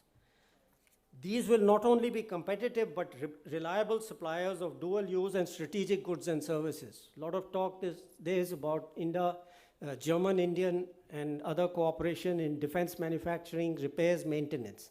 Absolutely. Very, very important factor is going to be in the next 25 years. And of course, these can be accelerated by the FTA. But I think the imperatives are very, very clear. They arise from the concentration of manufacturing in one country and the fact that the demographics tell you the only alternative. Finally, to summarize, global demographic changes provide an opportunity to combine Europe's comparative advantage in technology and India's comparative advantage in human resources for mutual gain. This is something I've been convinced about for a long, long time. And I'm very happy that I think now this is universally accepted in India. It was not so some years ago when I was not in government. These can be used in the next decade and a half to jointly build competitive supply chains. Re-emphasize this, which reduce global concentration of manufacturing and reduce the risk of economic, geopolitical, and national security disruptions. Each one of these is very important, given the huge uncertainty. As I said, I don't want to talk about where the uncertainty is coming, but everybody knows it. Germany, as the center of manufacturing supply chains in EU, will provide a pivotal role. Of course, FTA is focused on facilitating manufacturing supply chains is very, very important for this purpose, this particular. That doesn't mean the others are not important for services, for AI, etc., because I've not had time to talk about those, which I can if there are questions. Followed by a SEPA, which covers services, investment, other things. It will facilitate, again, the process. Joint measures, and so on. So let me end with a little story. I've been visiting, in the last couple of months, I've visited like 20 units across the country. Some of these were German companies, some were JVs. And please don't take this as a criticism, but I have found there is still a hesitancy to think of India in expanding these supply chains, where I could see that we are completely competitive. Okay, so companies, just to make it concrete, who have suppliers, let's say, over 20 countries. But certain elements which the Indian companies are supplying and which they could double and triple and quadruple in supply competitively, that step is not being taken because there are some other manufacturing units somewhere else doing it. But the competitive location now is India. And let me tell you, I have seen some amazing small, of course, we are all very knowledgeable or know your Mittelstand, excellent technology. But there are now small companies arising. One of them I went to quite recently, 2 weeks ago, where they are 100% export-oriented unit. But that's not the key thing. That gentleman has made the entire machinery and the tooling for that factory by himself, okay? He's created that system, so they're very innovative companies there. With that, let me end, and I think somebody is going to, there, my friend there is going to moderate. Dr. Virmani, thank you so much, and excellent data presented by you. If I may just begin by asking you, sir, why the numbers, the second and the third slide that you showed were absolutely positive in favor of India. We are talking about education levels, and we are talking about labor force participation. How long, sir, before the first graph also starts accelerating in favor of India? Well, that is one of the challenges. That's why I mentioned the think tank. That is the kind of job I have, which is why, as I said, I've been visiting. But let me tell you, again, something you have been talking about since yesterday, I've heard you. But one of our main areas where we are somewhat weak is in job skilling. And again, Germany can play a huge role. You know, and when every time I discuss skilling, which again is part of my mandate in a way, and I've visited like 15 different skilling centers, but there's a huge gap. And again, I think we can learn a lot from Germany. Maybe I would invite, now things are very open, all kinds of skilling issues, apprenticeship. We've modified the Apprenticeship Act. We've done a whole bunch of reforms, but we don't still have that ecosystem, you could call it, which can do this transfer from the education to the skill, the job skilling. I think that's an important gap which we are trying to fill. All right, absolutely. I think skilling is definitely on the government's agenda as well, sir. I want to also ask you at this point that the India-Germany partnership and the India-EU FTA, a lot of that, again, something you mentioned in your speech, also happens to do with decoupling from China. Now, how do we convince our partners here in Germany and in rest of Europe that there are shining examples in India as well, and there are enough and more case studies that tell us that China plus one is indeed possible? See, I hesitate to frame it as decoupling. I think what we really need, given the challenge of concentration, is diversification and competitive supply chains. So the way I frame it is we can build competitive supply chains. We, you know, again, I have seen many areas where our costing is by ourselves, our own companies, is 20 to 30% off from China. But I feel that if we can build the scale, again, in cooperation with German and EU companies, we can close that 20% gap. So the idea is not just to shift companies for political or geopolitical reasons, but also for economic reasons. The opportunity is there, competition will benefit everybody. And so that is how I would look at it and try to convince people. It is possible. It's very possible. You may say we can buy something for 30% right now cheaper than India. But if we make the joint effort, I think within 5 years or less, we can be equally competitive. Right, so one aspect is, of course, the Make in India aspect, where German companies, European companies would want to make capital investments to start manufacturing in India. But at the same time, we also have a large consumer base. So whether or not you make in India, selling in India to the large consumer base has got to be profitable for European companies. And just to give an example, sir, you were giving numbers. From what I read, Mercedes-Benz, a Stuttgart-based company, a luxury car maker, a German enterprise, sold one car every 6 minutes during the Navratri festive season. One car every 6 minutes is a record, sir. So talk to us about the consumer base, the vibrant consumer base that India has to offer. Right. Okay, I guess Mr. Thakur and others will also talk a little bit about that, the demand side. But let me just give you a few examples. There are still too many people in India who think of poverty. Well, poverty, as we've talked about it in the World Bank, I worked in the World Bank like 50 or 30 years ago. And the definitions are, you never come to consensus with the definition. No, they are international definitions. The problem is every time we meet a milestone, they change the definition. Exactly. So that's a different thing. But the World Bank definition of absolute poverty, there are no poor left in India. Even according to a kind of more rigorous, you could say, for a middle income country definition, now it's down to less than 15%, what you might think of as a vulnerable population. So the middle class is definitely, according to all the projections we have, expanding. But I also, I talked to the Japanese, for example.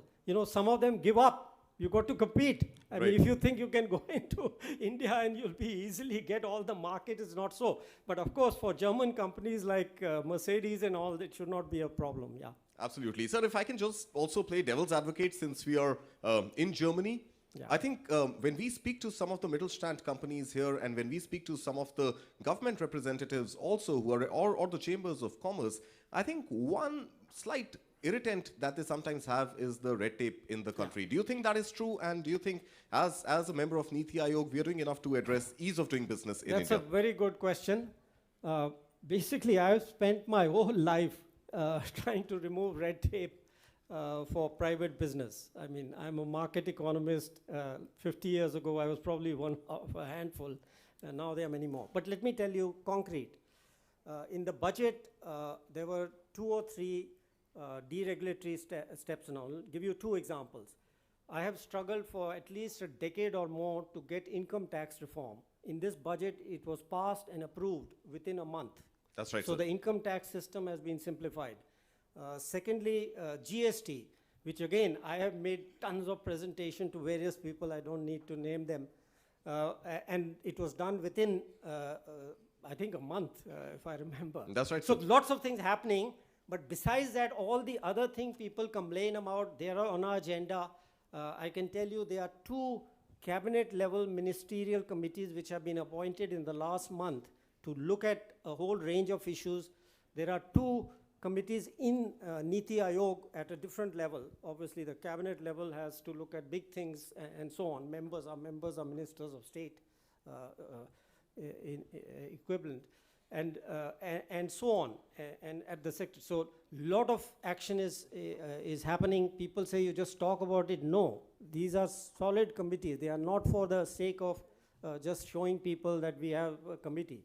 So we are aware there are still a lot of problems.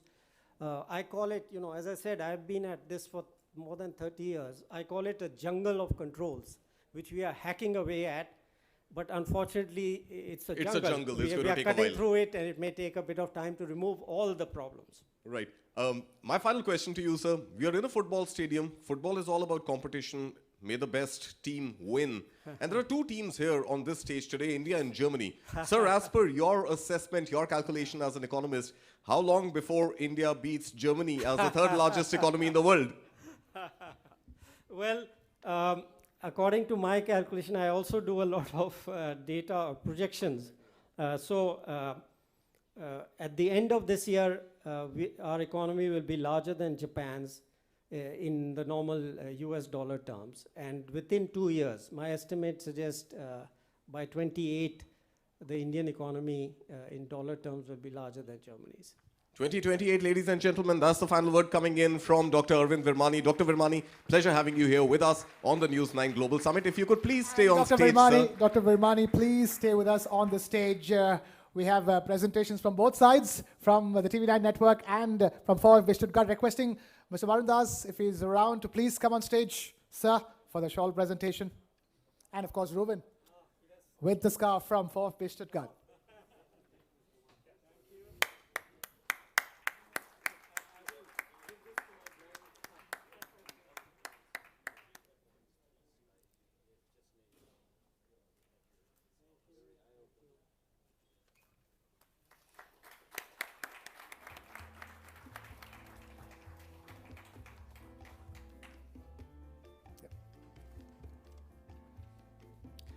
Thank you, Dr. Virmani, and thank you, Karthik, as well, and thank you, Barun, and thank you, Ruben. It's time now to not waste time anymore and keep moving on for the day. We have a very long, packed day lined up. Now, as the world navigates what we call as a global reset, India is stepping forward to lead with purpose.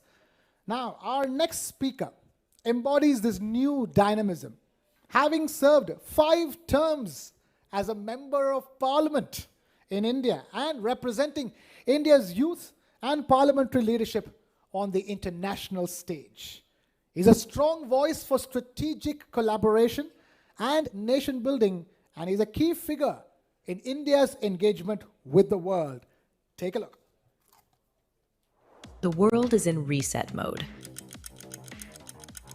Supply chains rewritten, alliances tested, new leaders emerging. Amid this disruption, India is not just adapting, it is leading, with the fastest growing major economy, with resources, innovation, and resilience. Guiding this vision are leaders who understand both economy and governance, voices that represent India's strategy in the global reset. One such voice is a parliamentarian, policymaker, and national leader.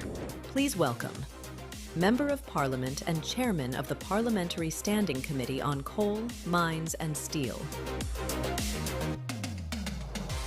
Ladies and gentlemen, a huge round of applause for Shri Anurag Thakur, sir. Requesting you to please take the stage first before we start asking you some questions. Please, first, time for your address.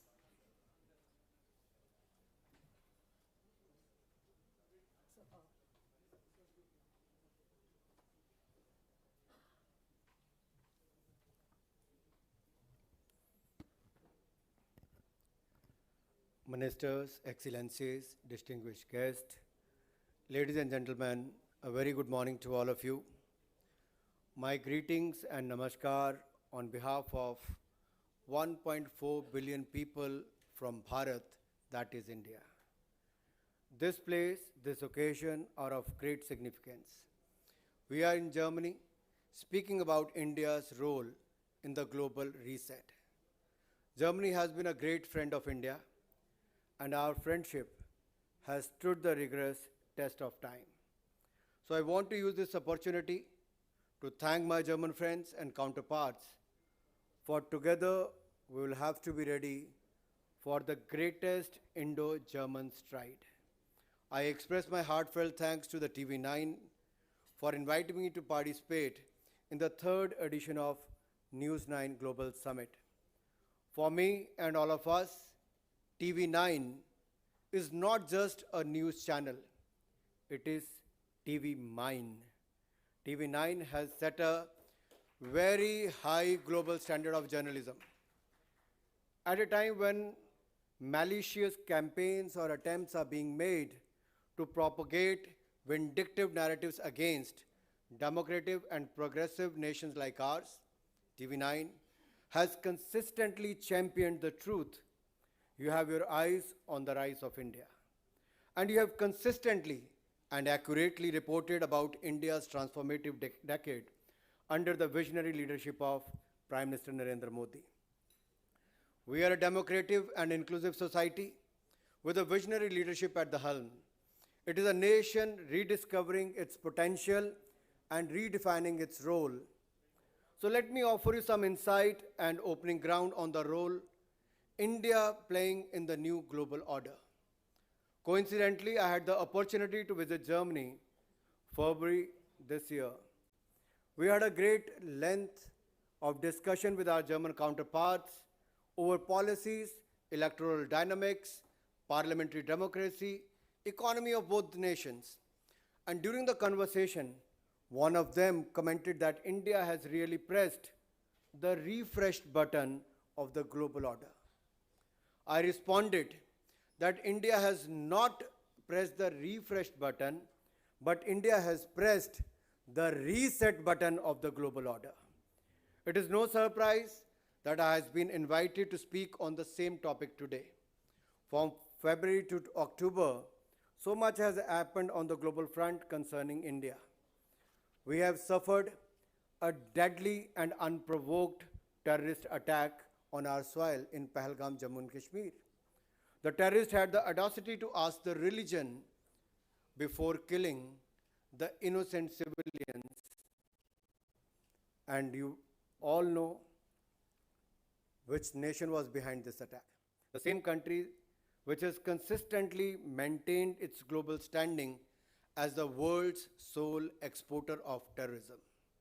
For decades, the global superpowers have always told us to live in peace with Pakistan and its terrorism because we can't change our neighbor.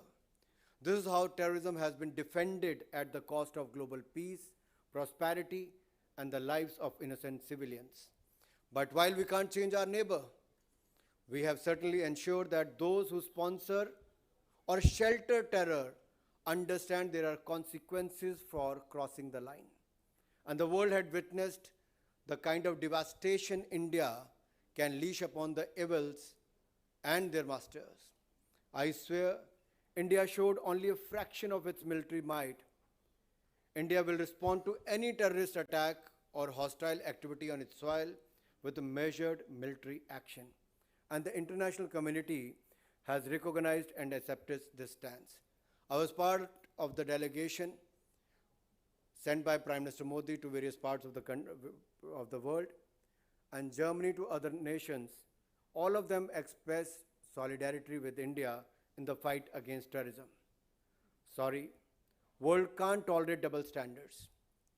Two sets of definitions, two sets of prescriptions, two sets of remedies for addressing the same crime. India has effectively reset the previously convenient approach of terrorism. Today, India and the rest of the world are on the same page that terrorism in any form is a menace to the global peace and prosperity. My dear friends, a decade back, India was among the fragile 5 economies of the world, but today I can proudly say India is the 4th largest economy of the world. And soon, as Mr. Virmani said, India is going to be the 3rd largest economy of the world.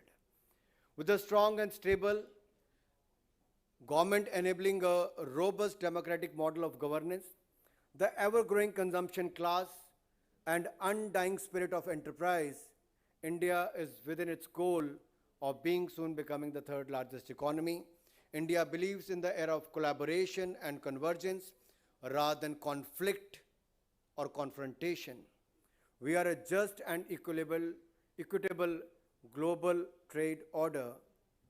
We are in support of that, and we are working assiduously towards stitching the India-EU FTA.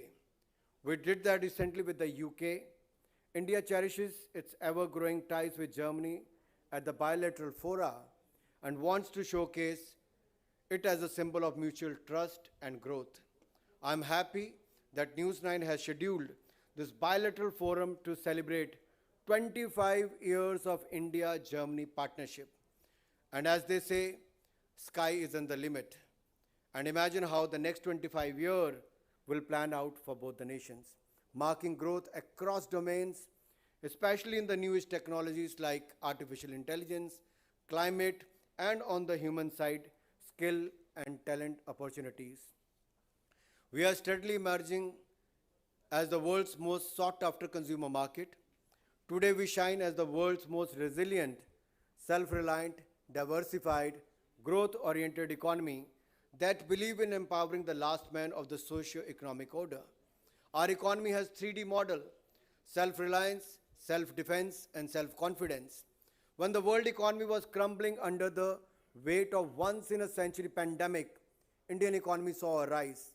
We resolved to move in a massive way to realize the vision of Atmanirbhar Bharat, a self-reliant and confident India. We know how to cruise our economy out of crisis while we have been a textbook case how to unite the nation under one man or one under leadership. Today, India is the 3rd largest manufacturer in the automobile sector, 2nd largest in the steel, largest milk producer, largest digital payments made, and so on. So, ladies and gentlemen, we live in a world of realities, at times harsh, often discriminatory, undeniably uneven.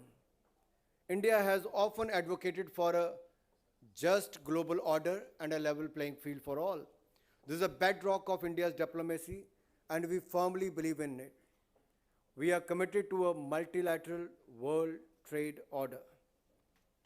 Friends, India has a commitment towards Global South. Global governance is marked by deep divides and inequities. Most global challenges are created by Global South, are not created by the Global South, but they affect us the most. We, the developing nations, are compelled to shoulder the greatest cost of crises like climate change, pandemics, debt, even when our role in causing them is minimal. The time has come to reset the global templates, rewrite the global rules, rather than being the passive recipients. More than responsibility, it is a call for conscience and to be the voice of Global South. Prime Minister Modi has sought to position India as both the bridge builder and a voice of the Global South. The whole purpose is to reshape the global governance and to be more inclusive of priorities of developing nations. We are not only advancing economic growth, digital empowerment, socio-economic infrastructure at home, but we are also extending our help and support to the nations of the Global South. This is not a statement of intent, but a record of concrete action. The voice of Global South is the voice of India. The priorities of the Global South are the priorities of India. India has undertaken more than 600 development projects in 78 Global South countries, and we are more inclusive than exclusive. My dear friends, in the field of clean and green technology, India has taken a leading role, implementing numerous decisive actions and innovative solutions.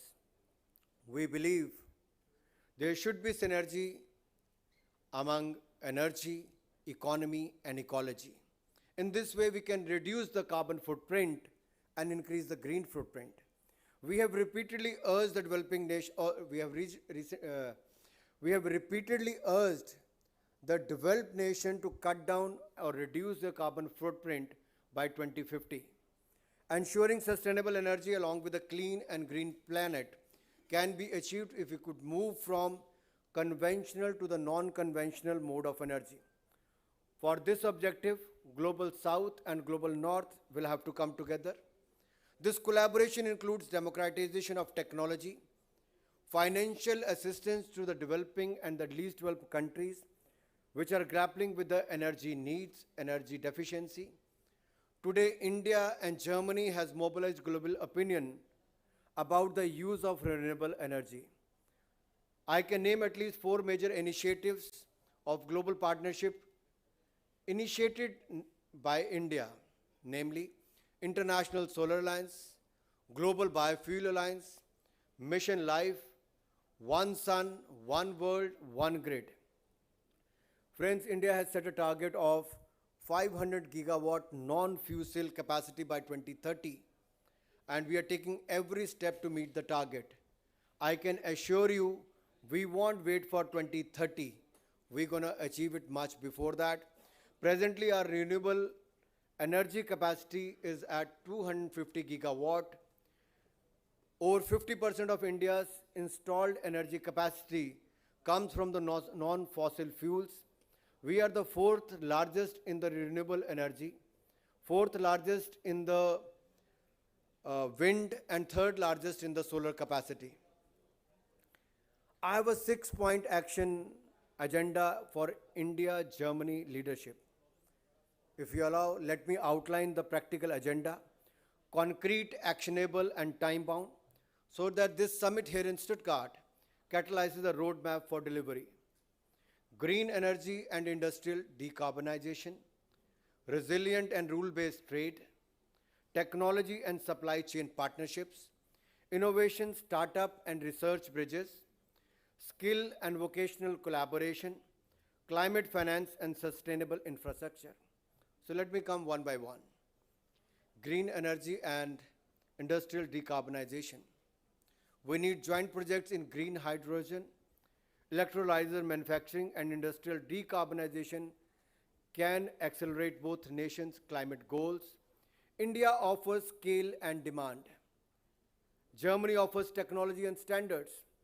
And let us start a target for launching at least 3 pilot green hydrogen hubs, shared manufacturing partnerships by 2027.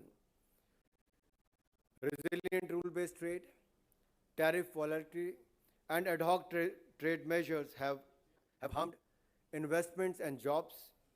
We should strengthen mutual recognition of standards, deepen custom cooperation, and prioritize predictable trade rules that protect industries on both sides.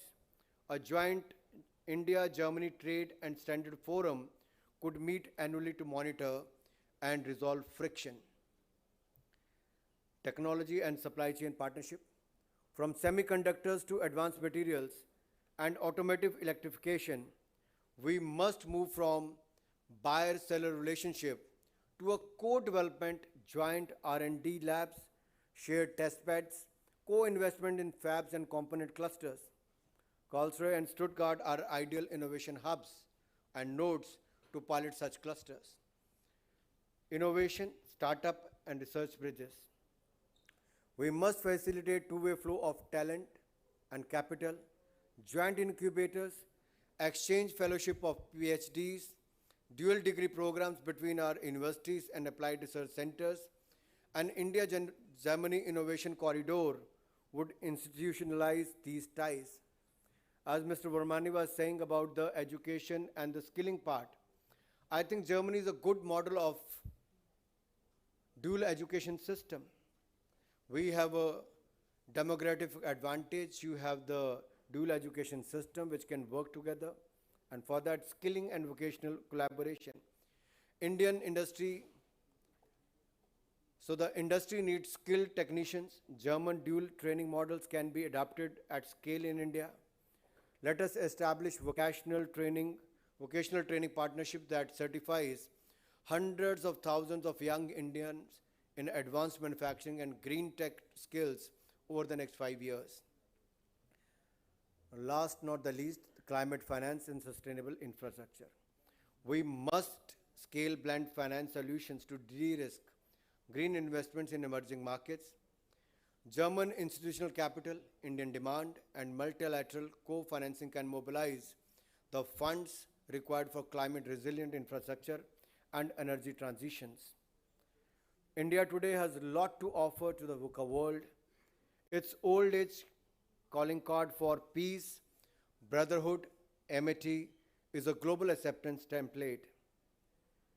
India has the unique advantage of democracy, demography, diversity, digitization to offer to the world. It is an unrivaled template where at one level the civilizational dividend marries the digital prowess to aim for an inclusive growth worldwide. Yes, of course, India is ever willing to learn from the best. We believe in adopting for the best global practices for global good. The immediate case in point being the Indo-German collaboration. Our ethos stems from our core ideology of Vasudev Kutumbakam, meaning the world is one family, and we firmly believed in that. We practice it as a way of life. India is set and ready to take on the responsibility of leading in the era of disruption and reset. It is neither aligned nor non-aligned. It is committed to serving the interest of 1.4 billion people and share the learning of global good. Together we win, and together we strive for a better future for humanity at large. Thank you for the patient listening, and thank you for giving me the opportunity. Jai Hind, Jai Bharat.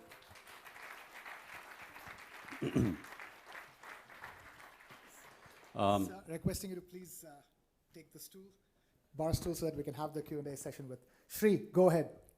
Thank you, Mr. Thakur. I think that was a brilliant speech. You actually outlined 6 agenda points for us, which I think we will take very seriously and incorporate in the next summit. One of the questions that's going to come to mind of all the German investors who are here today, well, fine, you're calling us to do all these and partner for across various activities and sectors, but what is the incentive, or how can Indian government facilitate or incentivize them to, for example, even bring their internship or the apprenticeship program? Because once the government steps in, I think they have the comfort to put in their commitment to the thing. So how, first of all, let's address the issue of skilling, Anuragji. How can we incentivize German companies, because that is really the need of the hour. We talked about the demographic dividend. Dr. Virmani also talked about it. How can we incentivize more skilling to happen in India? I think it's the need of the hour. Yeah. I can go there. Okay, cool. That's fine.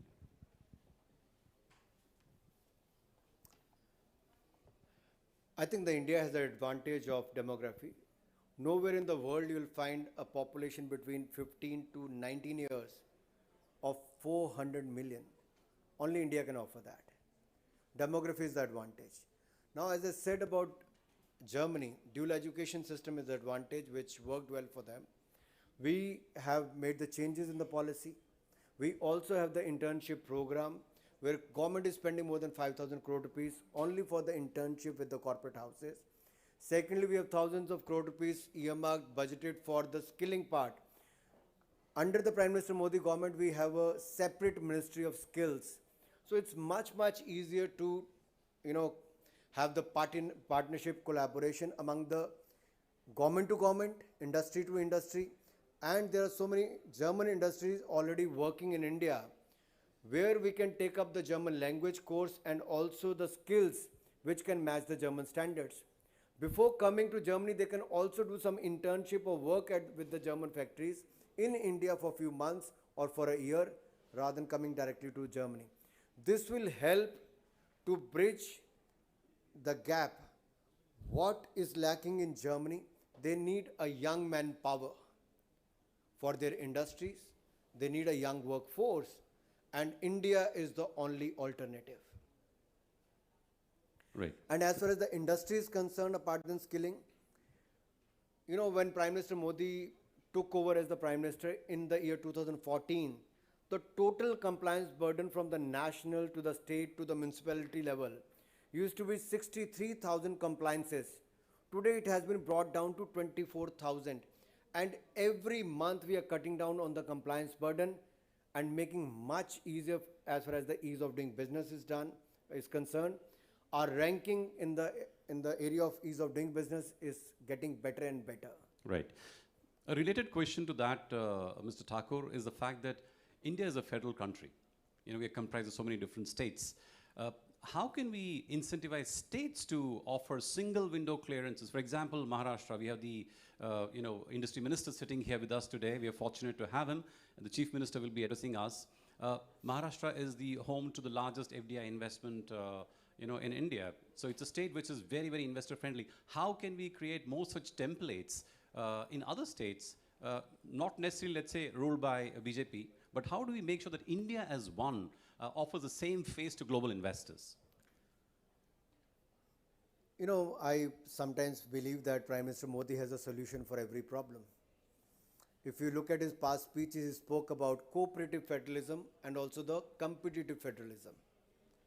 Whereas we should cooperate as building capacities, we must compete to get more and more investment into our states. And that is why Maharashtra is here, one of the leading states of India. And a young dynamic chief minister, Mr. Devendra Fadnavis, is leading it from the front. And Mumbai is the financial capital. So if you look at, we have an advantage of, on one hand, the demography, the young population. On the other hand, skills to the local market, which is of large size. The ports, a large coastal area to connect to the world. So I personally feel on one hand, the country is investing a lot. If you look at India's investment into the capital investment, it is the highest ever. And if I have to mention about, in 2014 we have 74 airports, today we have 160 airports. 2014 we have 5 cities connected with metro, today we have 21. From medical colleges from 380 to 760. Every sector you see the investment is growing. But when you talk about the industry, we need more partnership and collaboration. Standing in Germany, in Stuttgart, I would like to say, my first visit to Germany was way back in 1995, 30 years back. When as a young entrepreneur, I used to manufacture hand tools. I came here to participate in a clone hardware fair. And for many years, I used to come here and sell my products. But I've seen the change. They talked about learning German language today. At that time, they never used to speak in English. It was very difficult to communicate at that time. Today they're speaking English very fluently, the German people. So with time you need to change. We are ready to learn German language. We know how to learn languages and how to do well as an entrepreneur also. I mean. Thank you. Thank you very much for that, Mr. Thakur. A big round of applause for the Minister. Shri Anurag Thakurji, requesting to please stay on stage. Sir. Shri Anurag Thakurji, please come back on stage. And requesting Mr. Barun Das to please present him with the shawl.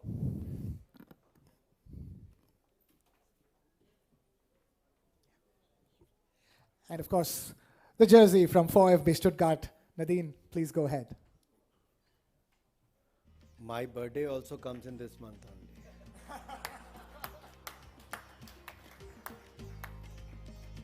I think the leader is the one who has a vision, who can foresee. At least Barun should have foreseen my birthday comes also in this month.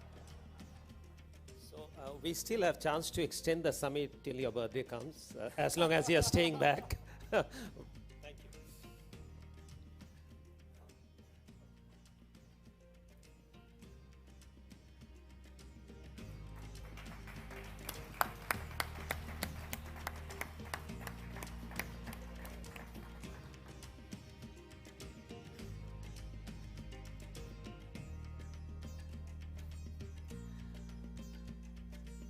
Thank you. Thank you. Yes. Time now to quickly keep things moving. As I cannot stress upon this enough. We have a very, very, very packed day ahead of us. And time now to put the focus on a very, very special partnership between two of the most prosperous states in Germany and India. Of course, I'm talking about Baden-Württemberg and the state of Maharashtra. A partnership that has lasted a decade, and what can only be called as the perfect partnership.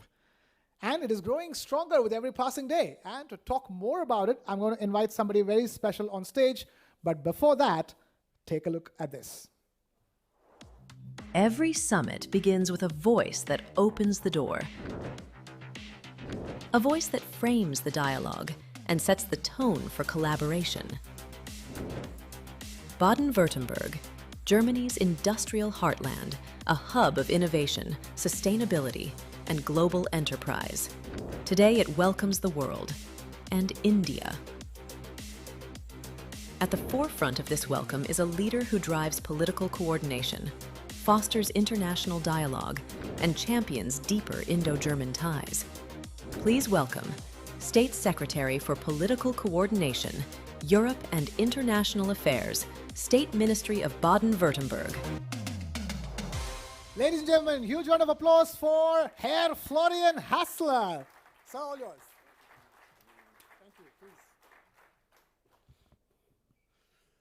Excellencies, Honorable Minister Samant, Ambassador Gupte, MP Singh Thakur, thank you very much for this inspiring speech. I also welcome State Councillor Kaspar Sutter from our neighbor country, Switzerland, Consul General Sina, dear Mr. Barun Das and dear Mr. Ruben Kasper, thank you so much for bringing this summit again to Stuttgart. A very warm welcome to all corporate and business leaders from India and from Germany. Ladies and gentlemen, dear guests. It's a great pleasure for me to welcome you here at the News9 Global Summit in Stuttgart. And unfortunately, our Minister President cannot be here in person today, as the Chancellor has invited him to attend the Automotive Summit in Berlin. However, he was yesterday delighted to welcome the delegation here in Stuttgart and is sending his best greetings today from Berlin. The second edition, ladies and gentlemen, of this great event makes 25 years of strategic partnership between Germany and India. It It makes 10 years of sister state partnership between Baden-Württemberg and the state of Maharashtra. And the new strategic agenda that the EU has announced last month to reinforce cooperation with India. Today, reliable partnerships are more important than ever. In a world facing geopolitical challenges and global transformations driven by digitalization and climate change.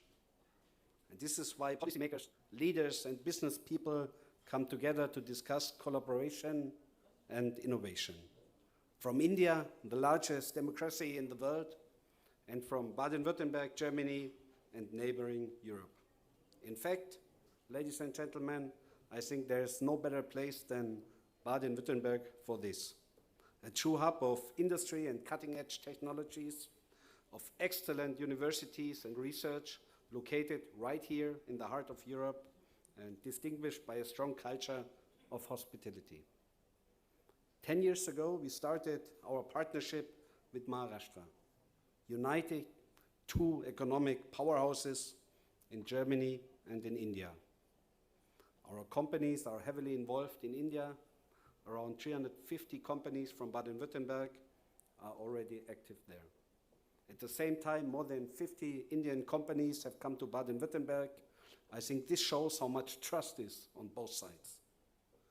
Our universities now almost have 100 active partnerships with India institutions, many of these located in Maharashtra. The topics covered are wide-ranging and very modern, from geo-informatics to medical research.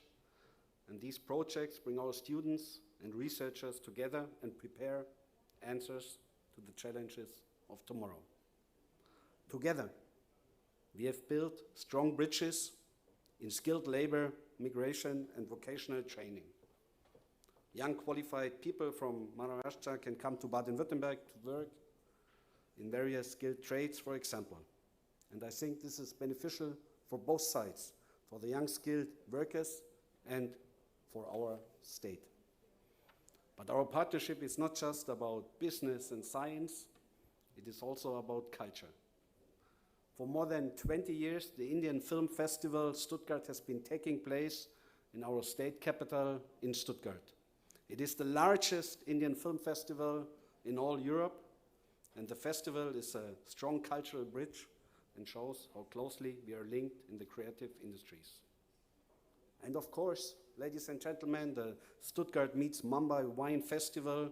For more than 20 years now, our Honorary Consul Andreas Lapp has been organizing this event in Mumbai with passion and commitment as one of the most important networking platforms between our two states. And I think these cultural events show us something very important. Cooperation is not just about numbers and contracts, it's also about meeting each other, learning from each other, and exchanging experiences. However, an anniversary is not just about the past. It is also about the future. In 2024, we have signed a new letter of intent to deepen our cooperation in the areas of labor, migration, and skills. Since then, several projects have been started, and some programs are already in stage of scaling up. Let me highlight one point that is very close to my heart. This partnership is about people. It is about students who come from or to Baden-Württemberg to study. It is about the researchers who work together on joint projects. And it's about entrepreneurs who invest time, money, and energy in new partnerships. These people are the true bridge builders. They give our partnership a face, and they give our partnership a heart. What does this 10th anniversary mean to us? It means that we are proud of what we have achieved together, and it means, Minister, that we say thank you to all our partners and to the many people who have made this cooperation possible. And it means that we make a promise to ourselves to make our partnership even stronger over the next 10 years.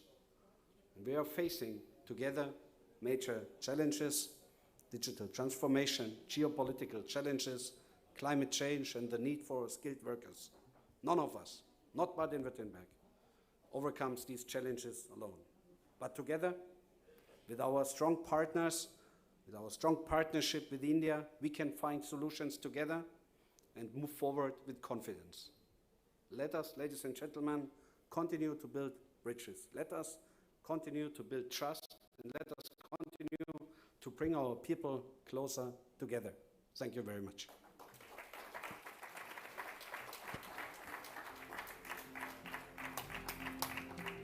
And of course, Mr. Hassler, please, requesting you to stay on stage for the presentation of the shawl. In fact, requesting all the guests who are going to be speaking to please stay for just a minute longer after you're done with the session so that we can present the shawl as quickly as possible. Requesting Mr. Barandas to please take the stage. And yes, the jersey from VfB Stuttgart as well.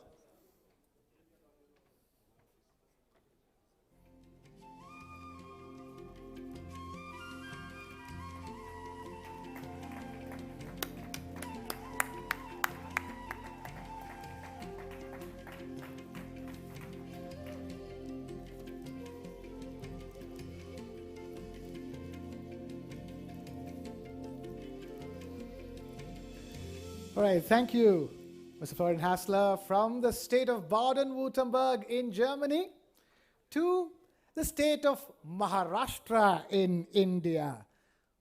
I'm sure most of you know this. India's financial capital, Mumbai, is the capital city of the state of Maharashtra, one of the most prosperous states in India, and always been one of the top 3, top 2 contributors to India's GDP. And it's a state that's had a very special partnership with the state of Baden-Württemberg. So we heard from the state of Baden-Württemberg. It's time now to hear from the state of Maharashtra. For our next special address, before I invite the gentleman on stage, take a look at this. Industry is more than machines. It is jobs. It is progress. It is the backbone of every economy. For Germany, industry means precision. For India, it means scale. Together, they drive growth, shape innovation, and redefine global competitiveness. And at the center of it, Maharashtra, India's growth engine. Leading this momentum is a policymaker and strategist, a leader driving India's industrial transformation and new opportunities for global business. Please welcome Government of Maharashtra.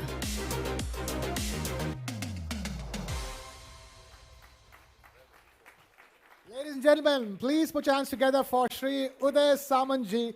Sir, please. नमस्कार.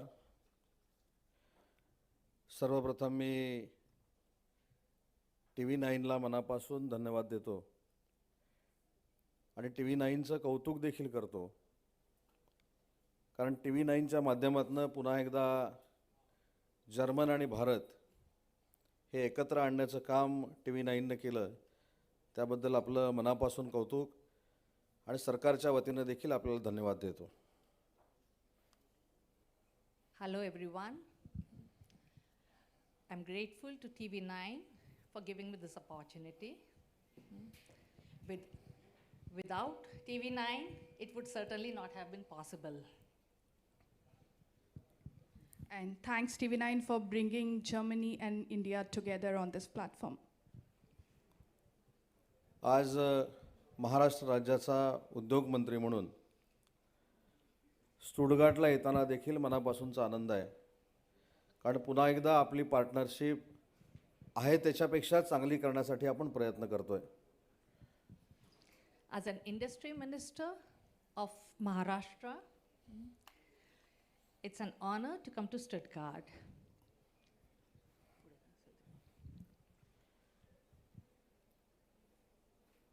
ठीक है. Warm greeting to all dignitaries, respected officials and German partners. I am honored to be among leaders and industrialists who are committed to strengthening India and Germany ties in innovation and technology. under our Prime Minister Narendra Ji Modi, India advancing to goal the becoming Vikasit Bharat 2047 with clear roadmap to achieve 5 trillion economy maybe in 2047. Maharashtra is the economic powerhouse of India. In terms of economic strength, Maharashtra contribute 13.5% India's GDP in year 2023 and 2024. Maharashtra continues to remain the top destinations for domestic and global investors, attracting close 31% of India's total FDI in between 2022 and 2024. Under the leadership of Honorable Prime Minister Narendra Ji Modi and Honorable Chief Minister Devendra Ji Fadnavis, Deputy Chief Minister Eknath Ji Shinde, and Deputy Chief Minister Ajit Pawar, our government committed to developing infrastructure project. Flagship project include Samruddhi Mahamarga, Diba Patil International Airport, coastal roads, metro, and smart township in Chhatrapati Sambhajinagar. Under the startup ecosystem and innovation, Maharashtra leads India with 27,000 plus registered startup. Maharashtra has led India's industrial growth, innovation, and investment landscape. At the World Economic Forum, Maharashtra secured 16 lakhs crore with leading global companies across sector, including EVs, semiconductors, logistics, renewable energy. These key investments reflect not only investor but confidence, the starts policy, readiness, and infrastructure capability. We launch our AVGC policy and GCC policy. Going forward, Maharashtra launch key policies for industrial growth. One is industrial policy, second is media and entertainment, third is renewable energy, fourth is electronics, fifth is aerospace and defense policy.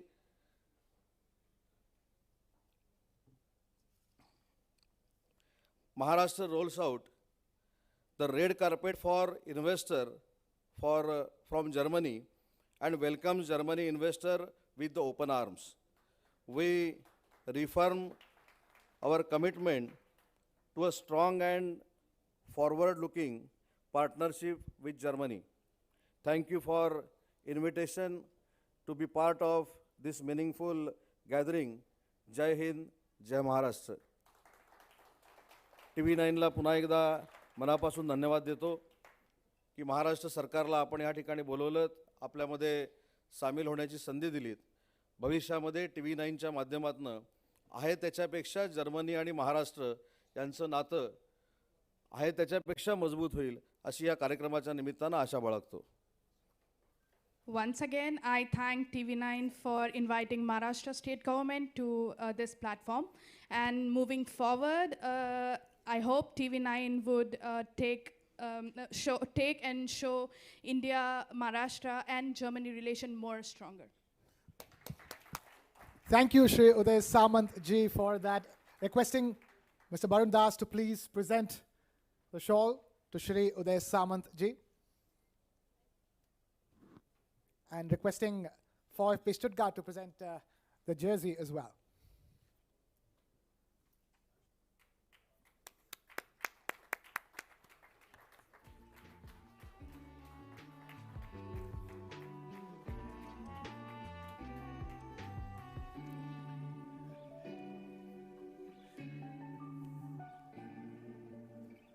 Thank you, Sri Samanji, again. I'm going to also invite quickly Mr. Florian Hassler on stage and Ruben Kasper on stage so that we can present Mr. Florian Hassler with the jersey of VfB Stuttgart. And Mr. Barun Das as well to present Mr. Florian Hassler with the shawl.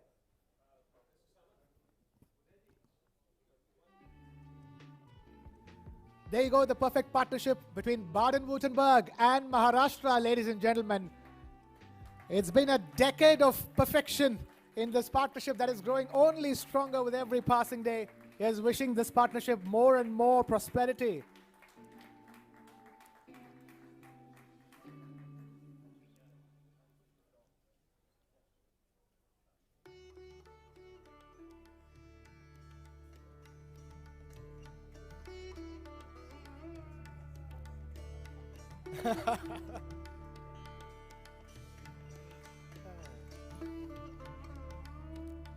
Thank you, Sri Samanji. Thank you, Florian Hassler. Thank you, Ruben, and thank you, Barun, for that.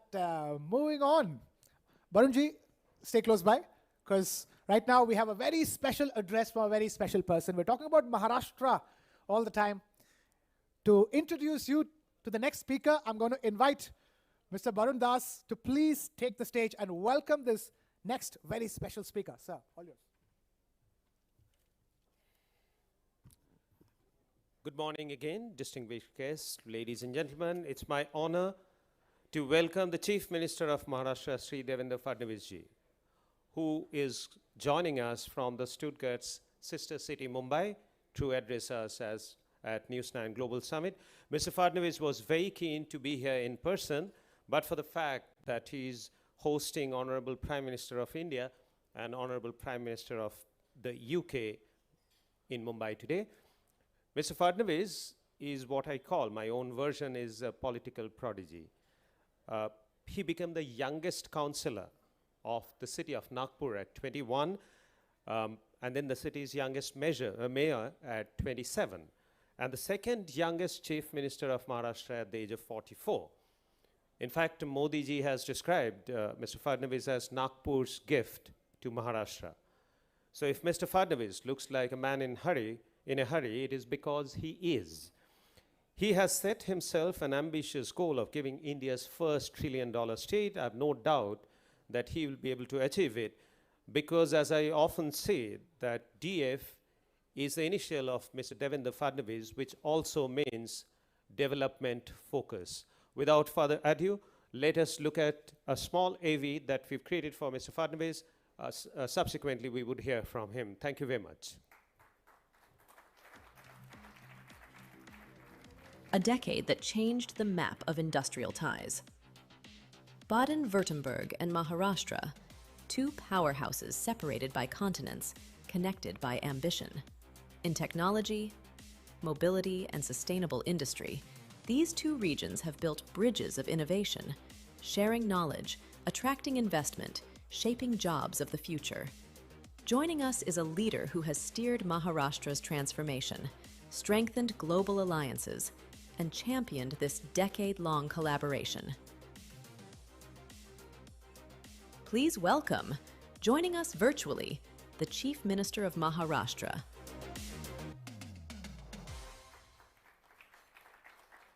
Namaskar. I extend my heartiest congratulations to Barun and the entire TV9 family, VfB Stuttgart, and the state of Baden-Württemberg for creating this timely and meaningful platform to deepen the India-Germany partnership.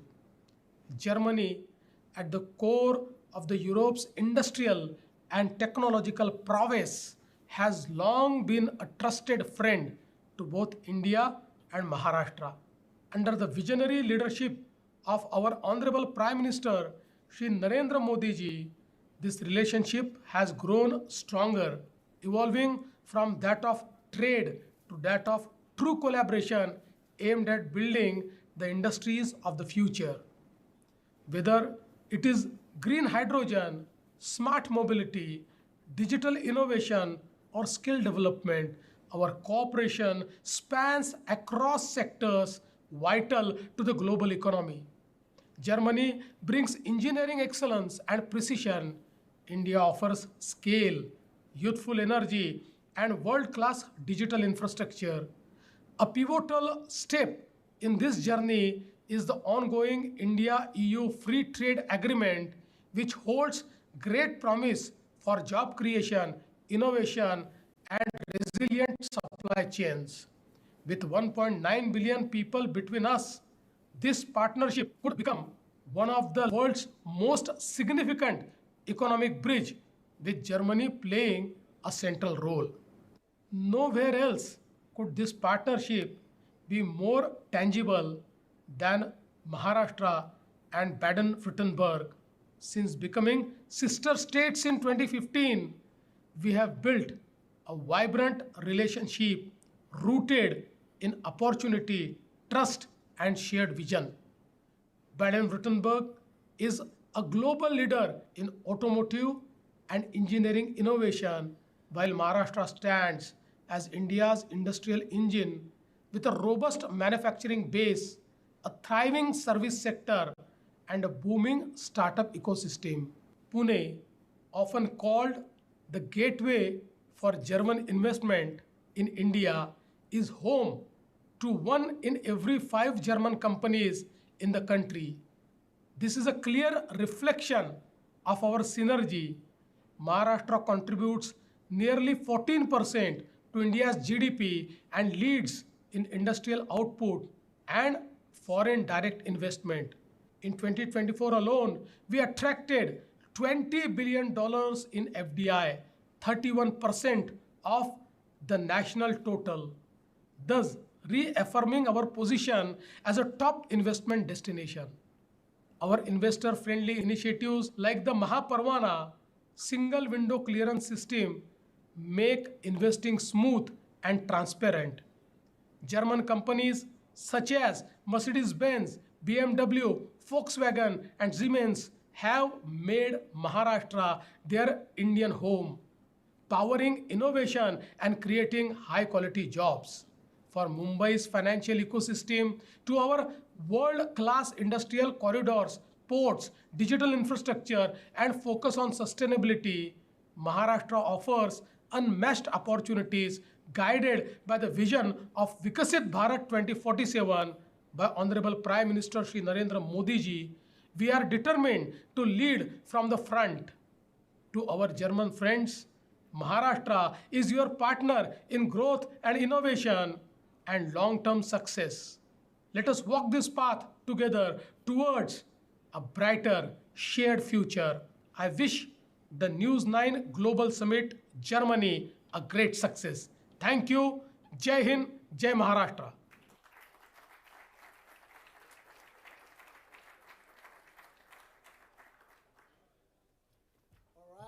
Thank you to the Chief Minister of the State of Maharashtra, Devendra Fadnavis, for being a part of the News9 Global Summit. We're going to continue this focus on the partnership between Baden-Württemberg and Maharashtra. Maharashtra, a state known for industry and innovation, just like the state of Baden-Württemberg. And we have another representation from the state of Maharashtra. I'm going to invite some of these gentlemen to take the stage and also invite my colleague to take over this next session as well. It's called Maharashtra, where innovation meets expertise and enterprise. We have Dr. P. Anbaragan, the Industry Secretary of the state of Maharashtra. Huge round of applause for Dr. P. Anbaragan. Vanakkam, sir. Please take the stage. And we also have Mr. P. Velrasu, CEO of MIDC, requesting Mr. Velrasu to take the stage. Vanakkam, sir. Please take the stage. And we also have Mr. Upendra Kushwaha as part of the session as well. Please, huge round of applause for Mr. Upendra Kushwaha as well. Please take the stage. And I'm going to let my colleague Shweta Kothari take over from here. Shweta, all yours. Thank you. Thank you very much, Krishna. Good afternoon, everybody. Thank you very much for three of you for taking time out. Please take your seats. We've heard a lot about Maharashtra in the last couple of hours. We heard how Maharashtra is the hub of industries, of startups, of the revolution that India has seen by the way of economic development. Also, it's the home of Mumbai, which is the financial capital of India. And do you know how rich Mumbai is? Well, it's the 12th richest city in the world, but the richest people in Mumbai have wealth over $1 trillion.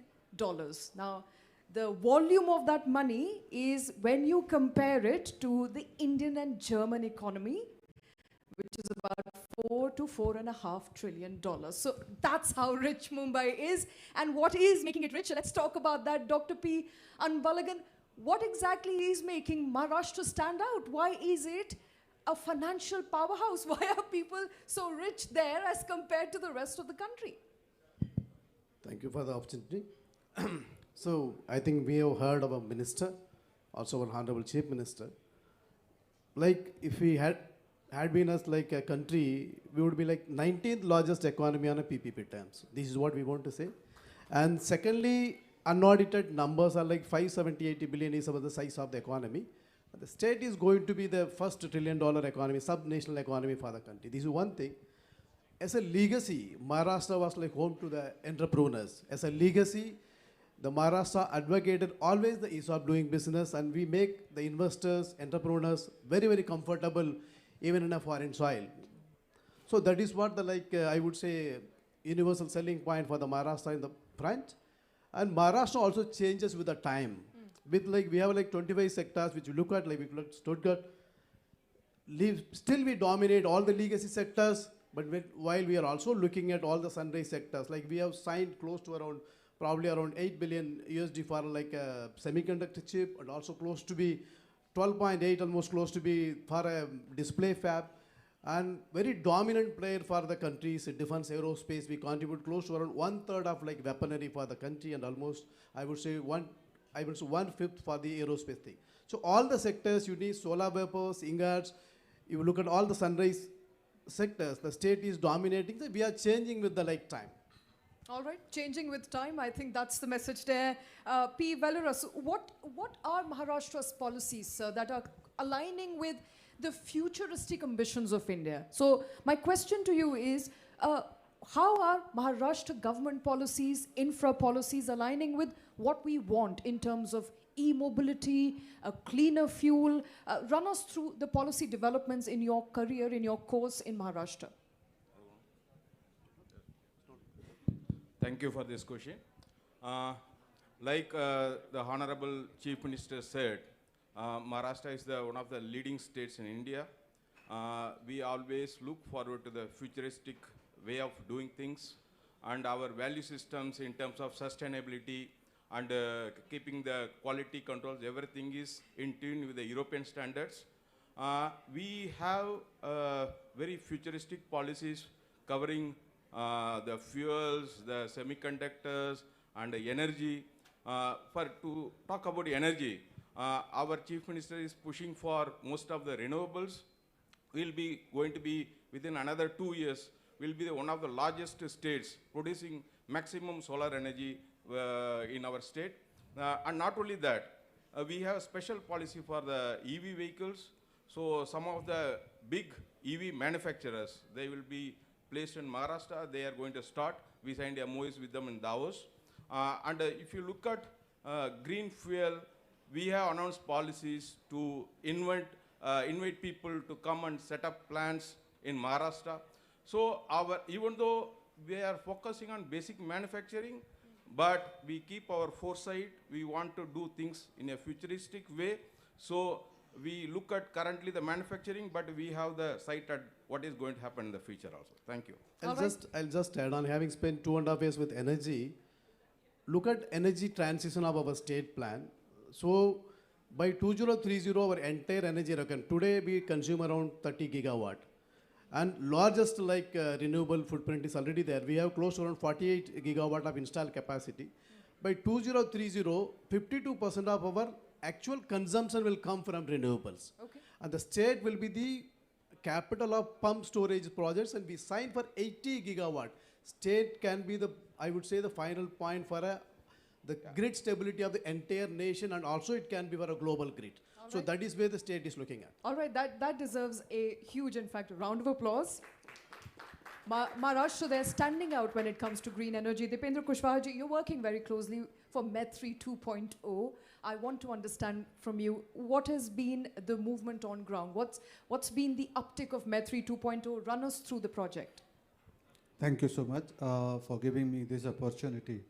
As we are discussing and we are hearing about ease of doing business, deregulation, creating an environment for industry to grow faster.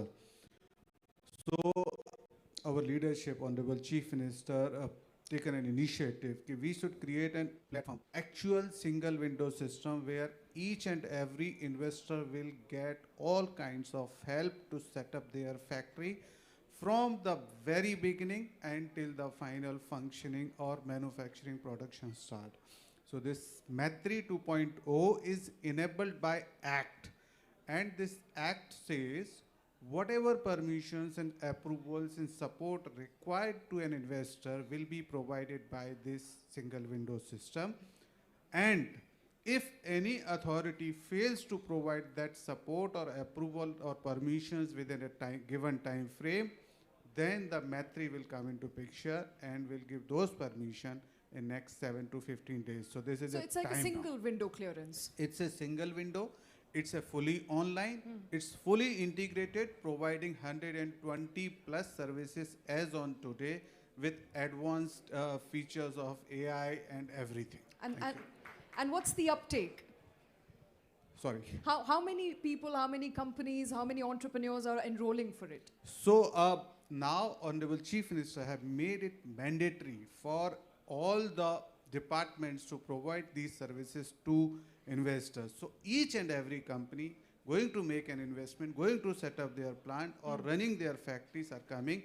So more than 44,000 applications have reached in few months time, 3-4 months time. That's brilliant. And we are seeing a long jump in these number of applications. All right. And our disposal rate is 99.9% so far. Okay. Thank you. That's a brilliant rate. Before I let you go, now we've heard all good things about Maharashtra. Anybody who's been to Mumbai or Maharashtra, I think I'm going to keep it closer to my mouth. Anybody who's been to Mumbai or Maharashtra often has a grouse, and that is, you know, the state of infrastructure, the roads, the congestion. So I have to ask you, all of you for that matter, what exactly are you doing? And I'm very short on time, so maybe 1 minute each. What are you doing to ensure that the infrastructure is resilient, given that every time during monsoons, problems are same, they're not changing? I think I'll take this because I worked with the local self-government in Mumbai Corporation. So Mumbai, it houses about 15 million population. So there is a huge pressure to maintain upkeep the infrastructure. But if you see, in the last 5 years, we have been upgrading the road infrastructure in a big way. If you happen to visit Mumbai recently, you would see the coastal road, where there won't be any difference between Dubai or the big cities and Mumbai. And that is only the tip of the iceberg, because what we are going to do is, we are going to encircle the full Mumbai with a coastal road. Okay. It is going to go all the way to the north till Virar. On the eastern side also there is going to be the freeway, and you know the Setu which is connecting to the Navi Mumbai. So these all infrastructure projects will roll out within 5 years.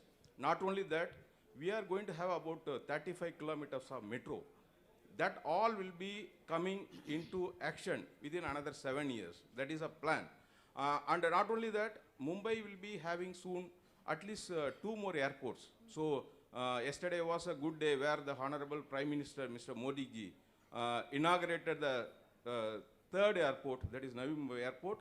And we are likely to get another airport north of Mumbai. So we will be like New York, we will be having boasting of 4 airports within Mumbai. And to add to that, we will have the 5th international airport coming up in Pune, and that will be hardly 2 hours from Mumbai. So I think in my take, within another 5 years, there will be a tipping point. You will see massive infrastructure changes in Mumbai. Currently, Mumbai is undergoing that pain of carrying out the infrastructure. So, but the people, we are grateful to the people for tolerating that. But within another 6-7 years, you'll see massive changes in Mumbai. Yeah. Like to add on, Right. 100 billion USD is the number which will be spent in another 3 years. And which Velu mentioned, along with this coastal road, there is like a circle crossing from Vasai Virar to Alibag, which will circumvent, which will bisect Mumbai, Ahmedabad, Mumbai, Delhi, Mumbai, Agra, Mumbai, Pune, Mumbai, Goa. It will circumvent that, so no need to get into the city to get into the port. That's what. And we are coming up with a Vadhavan port. It's going to be the biggest port in Asia, which will be also commissioned in 7 years. I'll take 1 minute. As we have discussed about the port, airports, roads, metro, rail connectivity, everything we are working more than 100 billion. Yesterday only our Honorable Chief Minister, he is known as the infrastructure man, said Mumbai in 59 minutes. So from anywhere to any point of Mumbai to another point, you should reach in Mumbai, and he said that we are going to achieve by 2028. Thank All you. right, that's the That's all timeline. one Mumbai. You know, okay. You know, there has to be a question on the equitable infra development as well. There are places in Maharashtra, including Vidarbha, Marathwada, that do not have enough industrial nodes or hubs. What is the government doing about I it? will just take this question. Two corridors which one is already completed, like some prosperity corridor we call it, which connects like our winter capital Nagpur, the eastern part of the state, with the Mumbai. It's almost close to 720 kilometers. It will have at least minimum 15 industrial nodes on way. It caters almost 17 districts which were like interland. This is one thing which we are doing. Secondly, the similar highway, prosperity corridor, like on like access controlled highways connecting Nagpur to Goa, Panjim. So the entire Maharashtra, both like I would say the central Maharashtra and the eastern Maharashtra will be connected. Secondly, the state boasts world's one of the best iron ore reserves in place called Gadchiroli. Probably in another 5 years, we will be producing 30 million tons a year. Only about 10% of the steel will be produced from one district. So the entire like interland of like Gadchiroli, Chandrapur, which are part as well sometimes like I would say like a Naxalism affected area. So absolutely, there is also a way in connecting with 4-lane with all the district quarters with the divisional headquarters, like the big towns. So that way, like state is looking into the inclusivity and our policy also. If you like add on like more than 50% of the women workforce, you get more than 10 to 20% of the incentives. That way, like inclusivity is brought not only like Mumbai, Nasik or Pune, also into like other like eastern part of the state. All right, I think with that we've come to the end of this fireside chat. Mr. Dr. An Balagan, P. Valurasu and Dipendra Singh Kushwaha, thank you very much, Thank you so much. Thank gentlemen, you. for Thank you. joining Thank us you. Gentlemen, please stay on stage. Please stay on stage. As always, requesting all future speakers as well to please take a minute after you're done with their sessions. Requesting the presentation of shawl. I'm going to request Shri Varundas ji again to please take the stage to present the shawls. And requesting 4FP Stuttgart as well.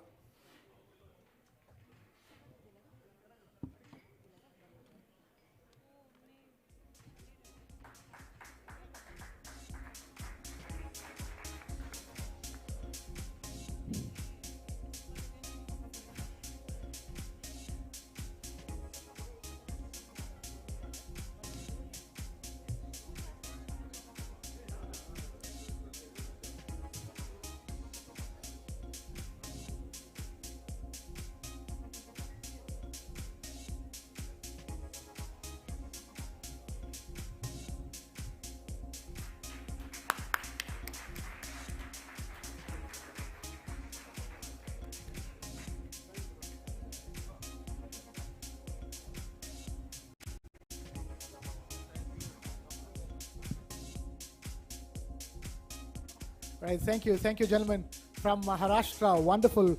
Before we go any further, we'd like to give a warm welcome to the Chairman of the Committee of Economic Affairs, Dr. Erik Schweikert, who's with us. Dr. Erik Schweikert, thank you so much for taking time out to be with us over here as part of the News9 Global Summit. It's great to have you with us. Thank you for coming down.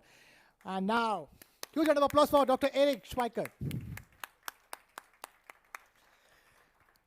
Now, moving on, as we have known so far already, India and Germany are two great nations with not just shared goals, but shared capabilities to reach those goals as well. And we, as India's #1 news network, are proud to play a part in fostering this very special relationship at the national level and at the state levels. And hence, with that, it's time for our ambassadorial address. And for that, before I invite the gentleman on stage, take a look at this.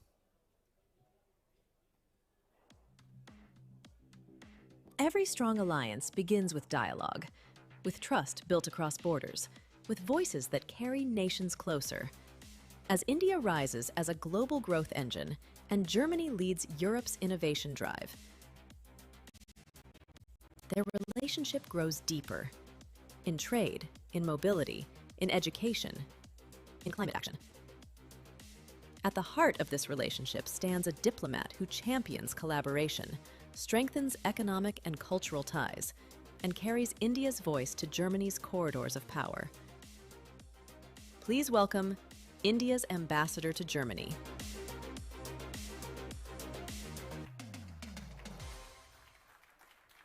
Ladies and gentlemen, please put your hands together for Shri Ajit Vinayak Gupte, sir. All yours.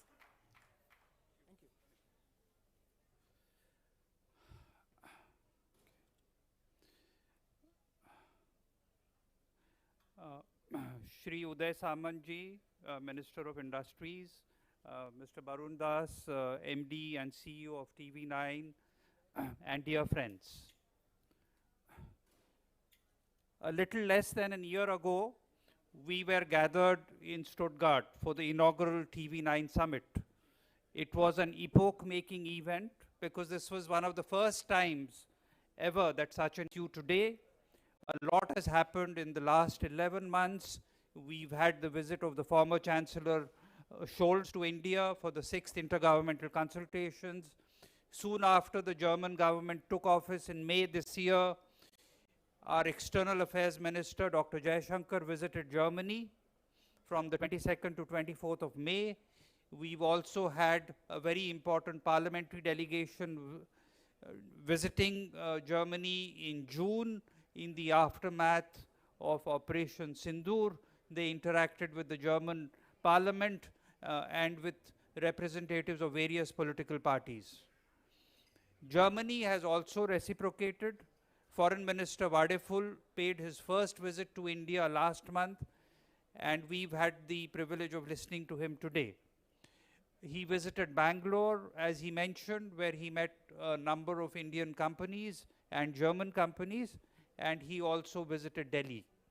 We look forward to continuing the intensified engagement between India and Germany.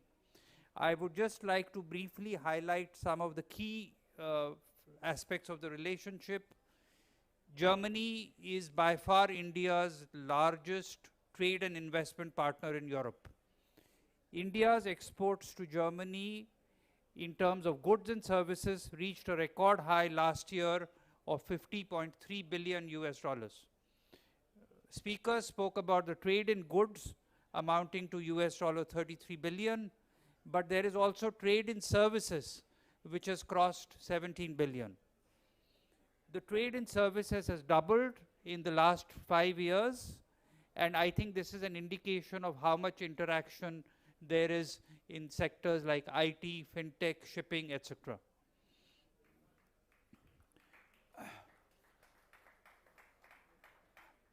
More than 2,000 German companies have invested in India. I think about 700 of them are based in Pune. Pune is known as the secret capital of Germany in India.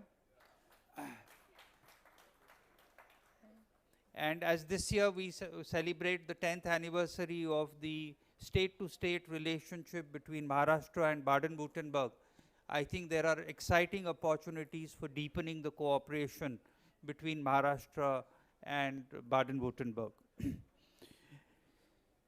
Friends, I would like to briefly narrate some of the areas where there is scope for cooperation.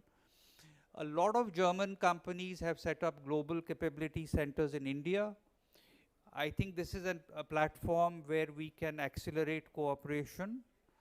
India is a leader in artificial intelligence and in IT. A couple of incidents. When the Foreign Minister Vadeful visited the Mercedes-Benz Research Development Center in Bangalore, he was briefed that there are more than 9,000 software specialists working for Mercedes-Benz. And in fact, most Mercedes-Benz cars today are using software which has been developed in Bangalore. Similarly, the well-known German semiconductor company Infineon has nearly 19,000 software experts working in design centers in India. The European company NXP, which is a leader in semiconductors, has another 10 to 12,000 Indian engineers and IT experts. And in fact, they told me recently that the latest 2 nanometer chip, which is going to be built across the world, has been developed entirely in India.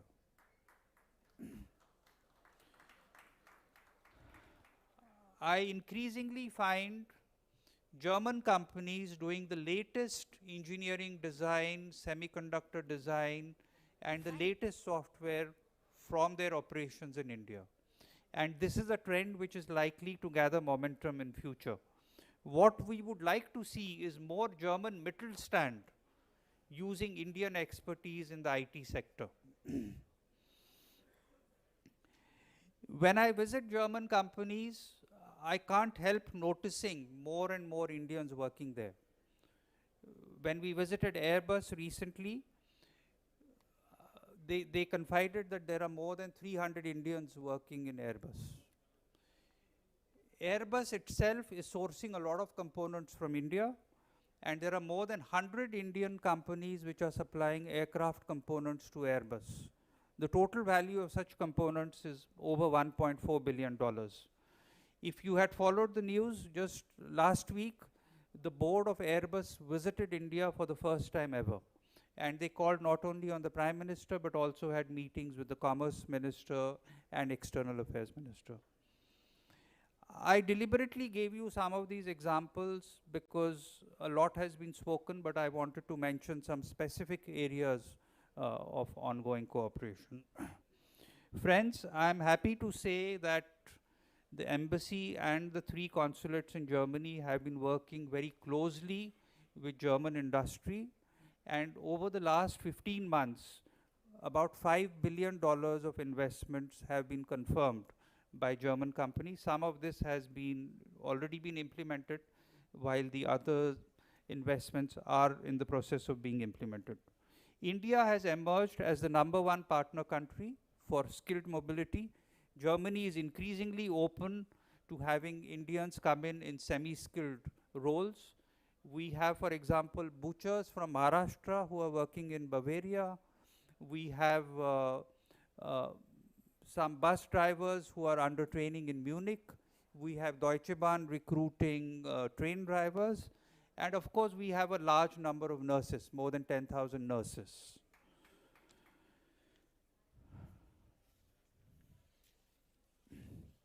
Germany and India have been very close development partners for more than 30 years.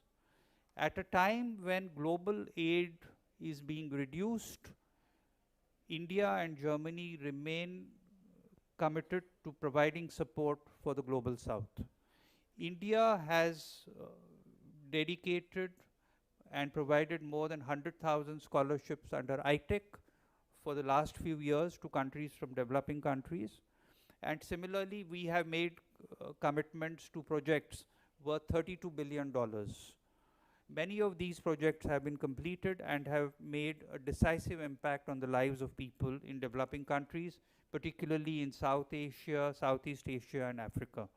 We look forward to continuing our cooperation with Germany in this area, particularly through triangular cooperation, that is between Germany and India working together to facilitate cooperation in the global south.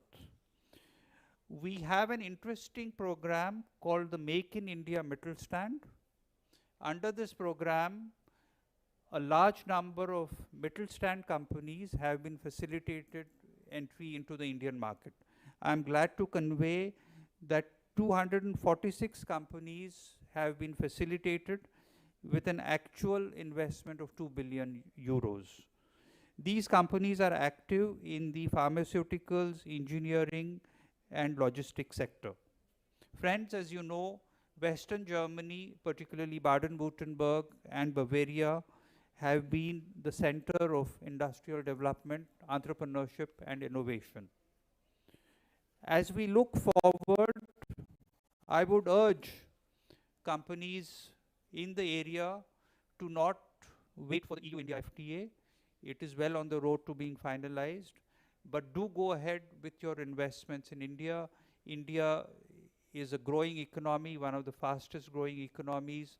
Enough has been said about the demographic advantage, the growing market, and the boundless opportunities. Let me once again reiterate Prime Minister Narendra Modi's comment on the bilateral relations.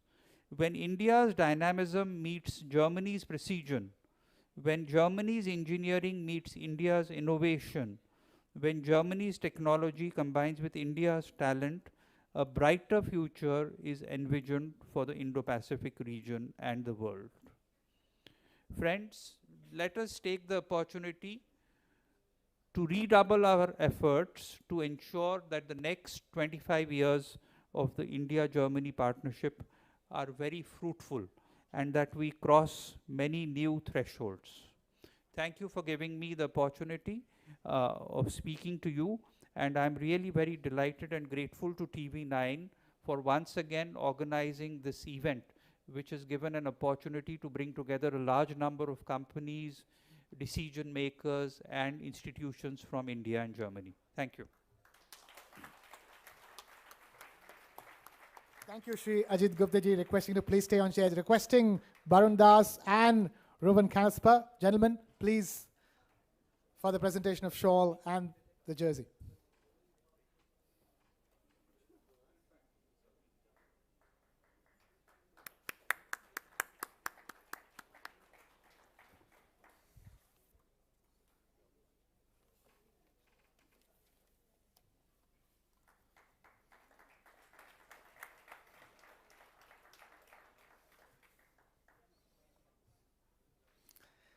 All right, thank you, Shri Ajit Gupta ji, and thank you, Ruben, and thank you, Barun. Quickly moving on, time now to dive deeper into that special partnership between Baden-Württemberg and Maharashtra.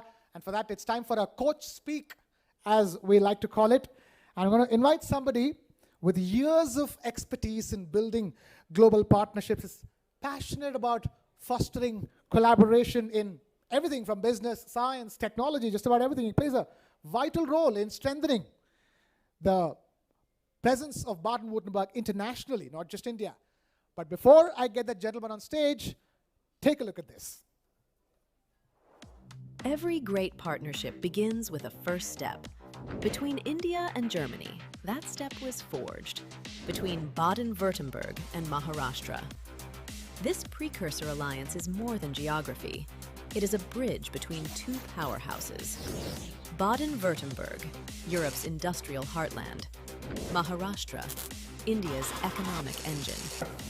At the center of this partnership is Baden-Württemberg International, and the voice that has championed Indo-German collaboration for years, steering opportunities, building networks, and opening doors. Please welcome Managing Director of Baden-Württemberg International. Ladies and gentlemen, big round of applause for Mr. Gunnar May. Gunnar, all yours. Thank you very much. Especially thank you very much for putting so much pressure on me now. Being the new guy, I just started last week in this new function after spending 2 decades in the exhibition business. Well, it's my pleasure. I really like the soccer environment and the sporty language, so please allow me to do it in a very sporty way and just say hello to anybody here, to anybody involved, and thank you very much for giving me the opportunity to do this coach session.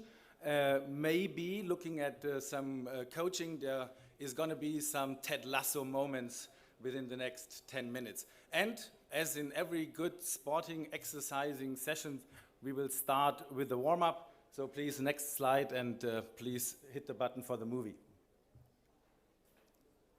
Württemberg. Simple for people in southwest Germany, not so simple for everybody else. Luckily, finding simple solutions is at the core of our DNA. For instance, when our Arthur Fischer was fed up with his favorite picture constantly falling off the wall, he simply revolutionized the fastening industry by inventing the dowel. Or when we had the simple idea of getting from A to B without horses. The car. Simple idea, simply revolutionary. Our inventiveness makes us the #1 innovation region in Europe. Simply put, we love inventing things like this and that and this and that and that and that, that, and also that. Simplicity is key, because simple ideas are the ones most likely to fly. So even for elaborate processes, we always find a simpler solution. Almost always. No wonder we're the perfect home for 35% of German world market leaders. We think that the best place to grow young talents is in your own front garden. That's why we have over 70 universities, more than 100 research institutions, Cyber Valley, and Europe's largest ecosystem for artificial intelligence, the EPI. We are Germany's sunniest state, so we simply use this advantage to power a more sustainable future. We are convinced that everything you do should be simple. This is why we even found an easier way for you to say Baden-Württemberg. Simply call us the land.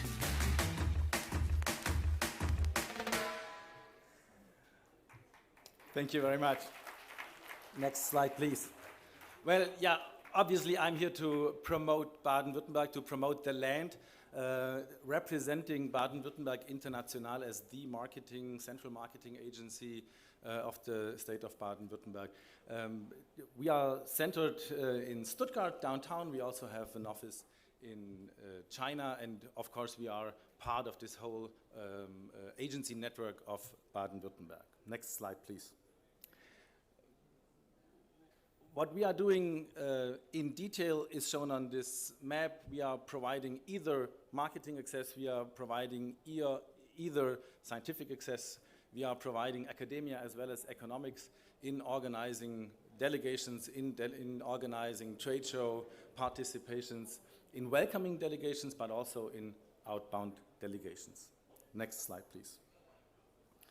Looking at the relation of Maharashtra and the land, we heard before it started more than 10 years ago, and during all this process, Baden-Württemberg International was part of being or of offering enabling services in establishing this relationship. Next slide, please. Of course, it's very easy to put these key factors on a slide. It's also very easy to put these key factors on the wall of an office. Talking about Baden-Württemberg International, I can assure you it takes energy, it takes a lot of belief, and it takes a lot of daily strength to keep the pace. And I can assure you, Baden-Württemberg International, I'm representing roughly 100 colleagues of mine. They are burning to promote the land, to assist international companies to come to the land, but also to assist the companies of Baden-Württemberg and the academia to join, for example, in the Maharashtra area and set up businesses. Next slide, please. Just to name a few, you will see some of the activities set up in the very near future, organized by the team of Baden-Württemberg International together with our partner networks. There is some science missions going on, there is trade missions going on. We are providing several participation opportunities in trade shows, and there will be a big trade mission headed by the Minister for Economic Affairs to Delhi, Pune and Mumbai right in February 2025. Next slide, please. I also want to show you some facts and figures of Indian life in Baden-Württemberg too. As you can see, already more than 70 Indian companies in Baden-Württemberg, including the JVs. Our job, our aim is to attract even more companies to Baden-Württemberg, so please feel free to get in touch with us. We also have a little booth right in the foyer, so please come to us. We are eager to help. We like to see us as the one-stop agency assisting you in your way and in your activities coming to Baden-Württemberg, and link you either with the government, either with the municipal services, or with the chambers of commerce being active in Baden-Württemberg as we are. Next slide, please. You already heard a lot of Baden-Württemberg and our economic strength, our strength in research and development, and the high density of research and development, for example, in universities. Of course, I want to point this out once again. Next slide, please. Let's skip the numbers because I was cut off in time. Next slide, please.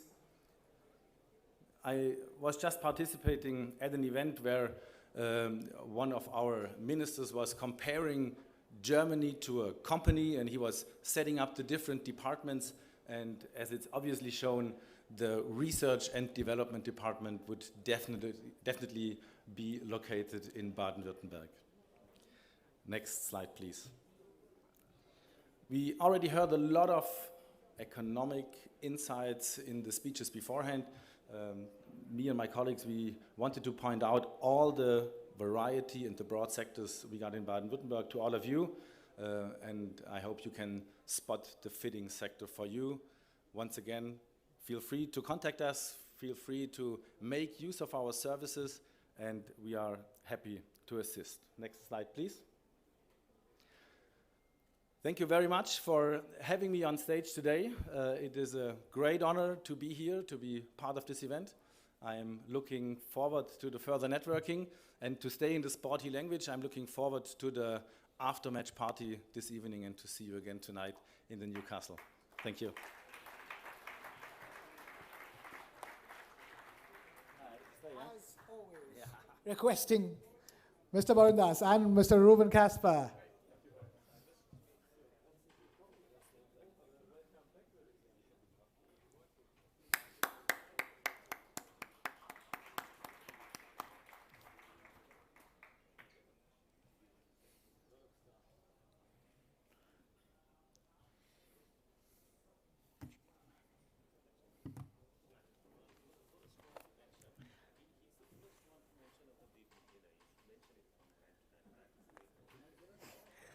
That's right. Important message. Bear in mind, it is a long power-packed day, but at the end of this long power-packed day, we will all be heading towards Neues Schloss, or Newcastle, for a dinner hosted by the state of Baden-Württemberg. So, can't wait to get to that, but we have a lot to accomplish before we get to that dinner. And as you can see on stage, the next session is already in progress. And it's on a very interesting topic. It's the topic of our times. It's what we discuss all the time, that dreaded word, tariff, and one Mr. Trump and his tantrums. So the question is, how well are India and Germany positioned in the face of his tariff tantrums? Our playoff is on the theme free trade agreement and trade wars, the India-Germany advantage. Take a look. Tariffs, tariff, tariff, tariff. I always say tariffs is the most beautiful word to me in the dictionary. Trump hits global trade with a hammer blow. Multinationals lose billions. Unilateralism is back. A single signature shook global markets. And supply chains never looked the same. Everyone's asking the same question. What's the new safe zone? But in the storm came recalibration. In the noise, a quiet alliance grew louder. India and Germany, two democracies with deep industrial roots and futuristic ambition, began to write a different kind of trade story. In a world of economic warfare, they chose cooperation. In a decade of decoupling, they chose reinvention. this is not about free trade. It's about fair, fearless futures. The playoff begins. That's right. Playoff begins on the biggest topic of our times. I'm going to first invite the players of this playoff on stage. From Germany, we have State Councillor Kasper Sutter, Head of Department of Economic, Social and Environmental Affairs, Canton of Basel-Stadt. Thank you, Mr. Sutter. Please. We have Mr. Joachim Erdler, Member of Board of Managing Directors, LBBW. Please, huge round of applause for Mr. Erdler. Thank you. And from India, we have Mr. Sachidanand Shukla, Group Chief Economist of Larsen & Toubro, requesting you to please take the stage. Huge round of applause for Mr. Sachidanand Shukla. We also have Professor Sachin Kumar Sharma, Director General, Research and Information System for Developing Countries. Sir, please, requesting you to take the stage as well. And as I said, this is a playoff, which means the playoff will have a referee. And let me now invite the referee to take the stage, Mr. Stefan Halusa, former Director General, Indo-German Chamber of Commerce. Stefan Halusa, please, requesting you to take the stage and referee this playoff for us.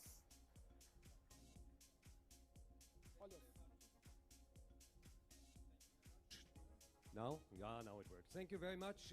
And of course, a very good evening, no, good afternoon. Evening is later today. We're looking forward to that. But now we would like to talk about and spice the conversation up a little bit by talking about trade agreements and trade wars happening at the same time. The scene has been set. Obviously, this whole discussion has been triggered about a year ago. And I remember last year when we met here for the first News9 Global Summit, Mr. Trump had just been re-elected into the office of the President of the United States. And we all know how often in his campaign he has mentioned the fact that he's going to impose tariffs right after the elections. At that time, I was surprised that many Indian entrepreneurs and top management were of the opinion that actually that may play out to the benefit of India, because most certainly Mr. Trump will focus on another country with those tariffs. And that was again confirmed by a survey that the Indo-German Chamber did together with KPMG earlier this year, where the majority again thought that again, India, the Indian economy, Indian industry may actually benefit from these tariffs. Now, of course, we are a little bit further down the year, and I think that seems to be quite a miscalculation. India is now, or Indian products are now burdened with 50% of tariffs, and I would like to ask my first question to Professor Sharma. You are in your function as the Director General of an Indian think tank also observing, you're monitoring these mega trade agreement negotiations. Now, where are we with the discussions between, or negotiations between the US and India? Is there any progress? Can we expect an agreement sometime soon? After all, it has hit India quite hard. Thank you very much, and thanks TV9 for inviting me for this wonderful event. On this Trump tariff, one or two things which I would like to mention about this. Yes, this is a very uncertain time, and even if you are trading with any country, there are trade issues are there with many countries, but this trade issue need to be tackled with negotiation, with dialogue. But if a country imposes unilateral measures, then it's not going to work. It is going to create more uncertainty, and it's not good at all for any country. Now, about the narrative being built about India like a tariff king, or we are creating barrier, let I make it also very clear that if these countries themselves introspect, and if they see their tariff and non-tariff barriers, what they are imposing on the global south, then the picture would be very different. I give one example. Even in many countries, like a product like peanut, that rich country, they impose more than 160% tariff. Where you will get this kind of figure? The problem is that to make a narrative that the country is a protectionist, and then they wanted to make or take market access, that is not going to work. For this, we all countries need to understand the sensitivity of each other. And if we are not able to understand the sensitivity of each other, then it's not good for any country. We need to believe in the rule-based multilateral system. That's what we are believing. There need to be a rule-based world order, and this world order should not be dictated by the unilateral action. That's the one thing. And yes, to make the trade negotiation further, the government of India is taking step. We believe in the dialogue, and we are working on this aspect. Yes, we have a lot of sensitivity, and if these sensitivities are considered, then yes, very soon we will work on, we'll have concrete trade deals. Thank you. Thank you very much. Okay, of course, we would all like to see this agreement sometime soon. I guess the complication comes when one side believes in conversations and in compromises and playing by the rules, and the other side doesn't. That makes the playoffs slightly more difficult. Yeah, but I would like to move on to Joachim Erdle. You are in close contact with industry, with companies of all sizes in all sectors. So what do we hear from them right now? How much does that uncertainty, especially the uncertainty coming from changing tariffs overnight without any notice period, how is that impacting their plans, their investment plans, and does that affect all regions, all sectors, or are some regions or sectors maybe kind of immune against these uncertainties? Yeah, thanks for the question. Immunity would be great, but I guess nevertheless, I mean, this is not really the case. I think what we need to have in mind is the export-oriented economic model of Germany, I mean, really is under pressure. And it has not been started some months ago, it started some 10 years ago. And therefore, a lot of our customers already invested international. So most of our customers are well prepared. However, what we have seen in the last couple of months, maybe 1-2 years, there was an enormous increase in capex, especially in the US, mainly driven by subsidies like the IRA. And therefore, most of our customers, first of all, stick with their strategy and their plan, because in most cases, it's a long-term strategy. But given the uncertainty which we are facing at the moment in the market, mainly driven by tariffs and some other issues, I would say some of them starting to postpone investment. I think the good news is they only postpone. They don't cancel. So they are waiting for a more stable environment and then again pick up their plans and go further with their international investment strategy. This is what we hear from our client. So overall, I mean, the US and all the other countries remain attractive markets from a commercial point of view. Again, I mean, all of our customers look very, very carefully at the environment and appreciate stability, which is not the case at the moment. But once they feel comfortable, they definitely restart with their activities. Yeah, thank you very much. I think stability is an important factor in this game, and of course, one of the other results of the business outlook is always that political stability speaks for India, because this is one of the criteria that is always ranked highest when we ask what are your reasons to invest in India. So I guess stability is really the name of the game here. I would like to move on to Kaspar Sutter from Switzerland, not from Germany. I think there was a small mistake at the beginning here. But looking at, of course, Switzerland, Switzerland has now been burdened with 39% of import duties. I think that was something that was completely unexpected. Now there is the threat, at least, to impose another 100% of tariffs on pharmaceuticals, which I guess would hit the industry in China, in Switzerland quite hard, especially also in and around Basel. Is there already a way of assessing the kind of damage that is doing to the industry in Switzerland, or how are companies responding? Are they also continuing with their plans or just postponing? What's the reaction of the industry in Switzerland? So first, thank you very much that I can be here as a Swiss person at the German-Indian Summit. It's very interesting to see all that thing.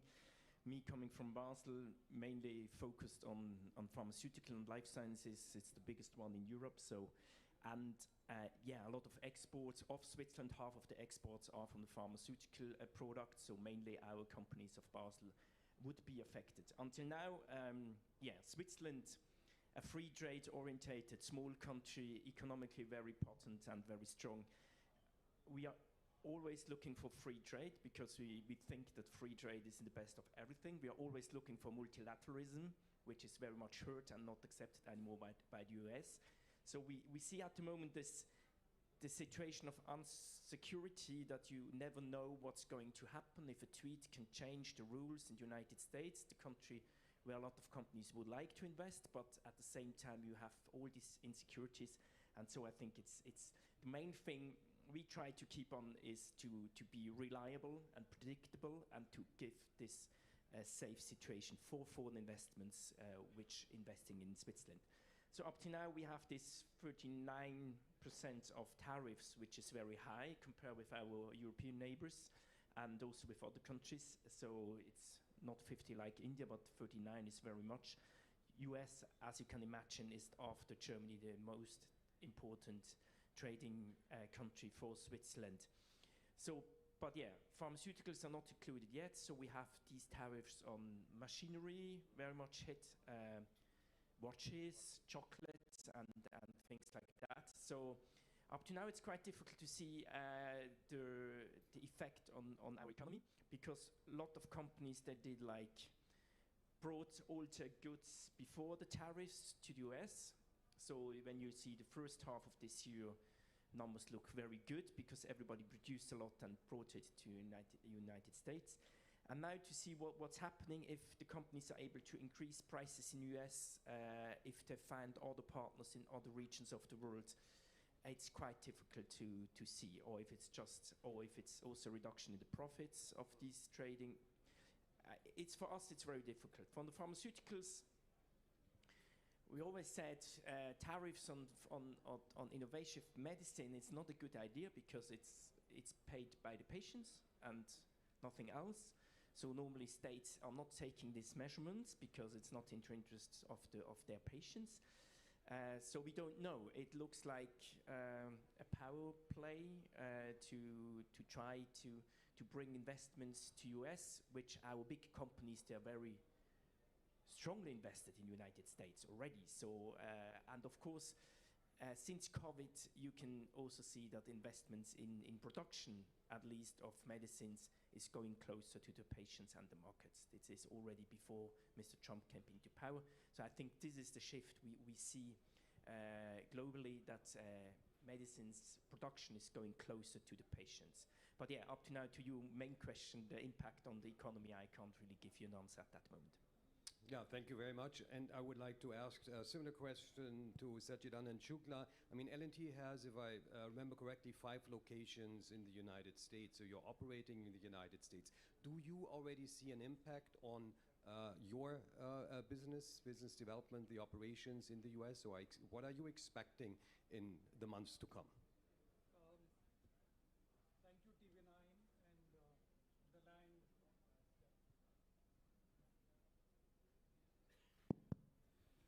Thank you, TV9 and the land. Thank you, TV9 and the land for this opportunity. I am an economist, and therefore I would want to talk about economics rather than the company's plans. But before that, let me give you a caveat as an economist. For whatever I'm going to say now, for every economist, you have an equal and opposite economist, right? And whatever he or she says about the future, it's likely to be wrong on the both sides. Having said that, I think on a serious note, it's very easy to get swept away with this whole talk of tariffs and the problems that it is causing to the rest of the world. But I think the US is not new to protectionism. We have seen various regimes and presidencies actually come up with tariffs. Remember the 1980s when they tried to throw out the Japanese and so on and so forth. So there have been multiple such episodes. Let us also look at some of the positives. What is happening is, because of the US policies, you now have multipolar demand from the global economy. What I mean is, earlier there were only the US and the Chinese growth. Now what you have is he's shaken the pot, and therefore the fiscal inertia that existed in Europe and some of the other places, that is beginning to change. You will get to see more levers of global demand. Also, let's not forget what we are getting is low oil prices, lower commodity prices, and emergence of new age sectors and technologies. It's also led to diversification plans and strategizing by corporates like us everywhere in the world. And finally, it has given India an opportunity to look inwards in terms of what's been wrong, the tariff policies, the kind of policies that we have been using or in international trade. It is time now to cleanse a lot of that. If we do that, there is a huge opportunity. We can work with partners who share the same vision and who have the same shared goals and shared future, like Germany, and there is a much brighter future ahead. You did talk about stability and reliability. Let me give you a couple of stats. If you look at India, last 30 years, this economy has grown at 6% compounded. That means the economy has gone up 13 times in the last 30 years. The per capita income has gone up by about 9 times. If you compare that to the US, it's gone up by 4.7 times in terms of GDP. Per capita, just under 3, right? Look at Germany or France or UK. The GDP has gone up by just 2.5 times in this period. And also per capita incomes have gone up by 2.1, 2.2 times. So I think if you look at it from a future perspective, even if India does no better than the past, growing at 6%, real terms 6.5%, plus some inflation, nominal terms 11%, this is an economy, $4 trillion and doubling every 7 years. Where are you going to find that? So I think if you look at reliability, stability, you mentioned about political stability, I think there is no better place to do business than India. Thank you very much.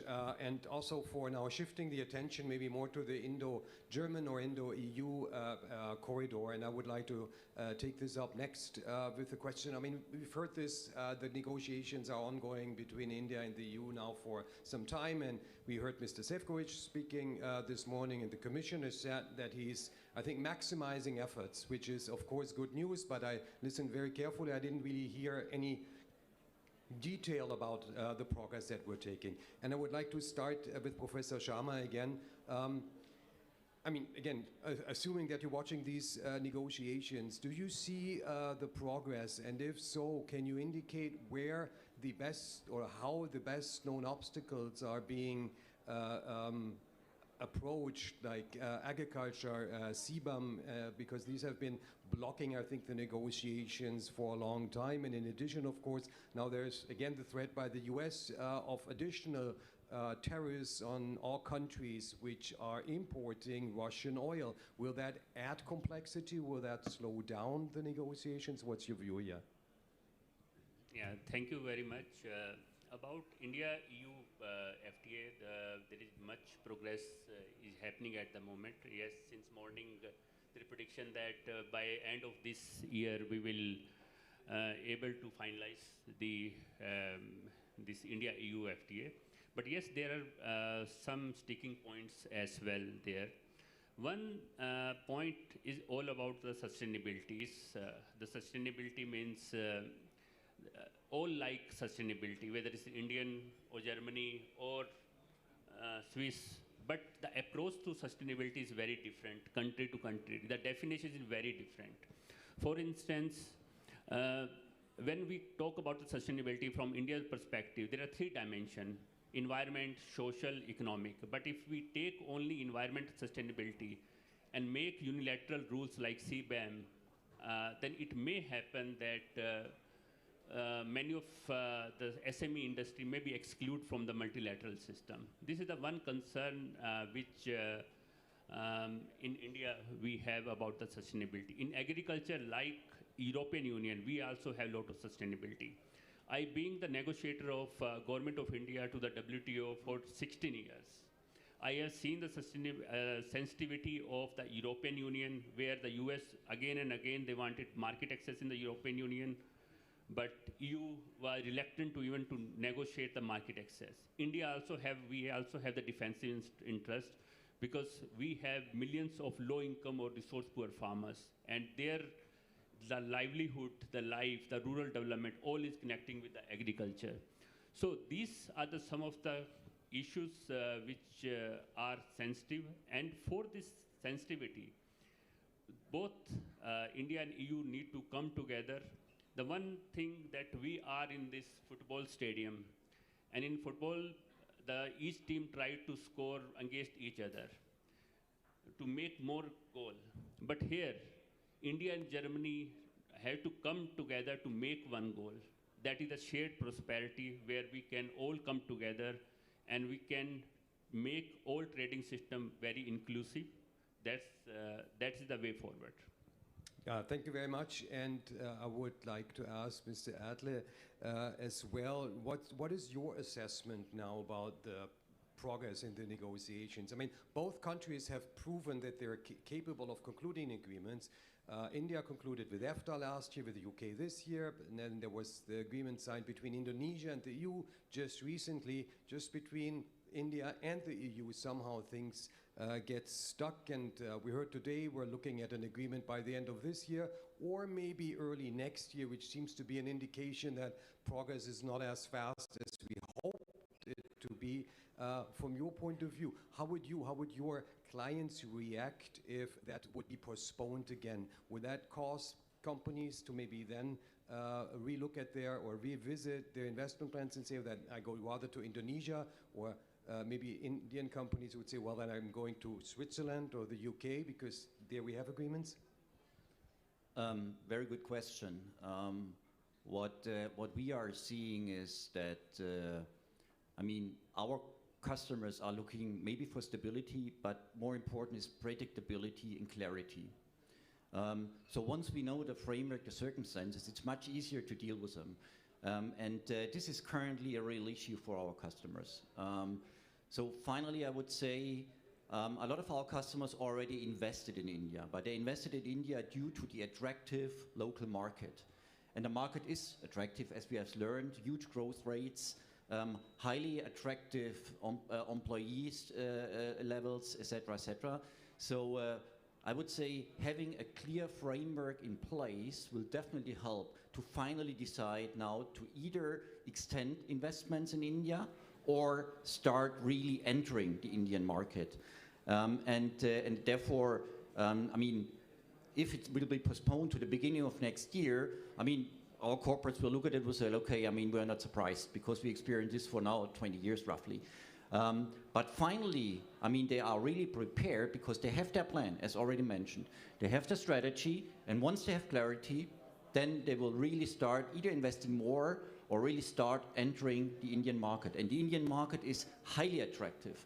And putting together the competences of India and EU corporates obviously create additional value on both sides. And this makes it so attractive, and therefore, I mean, I would rather prefer to have the FTA in place earlier than later, because then we will really start lifting these advantages on both sides.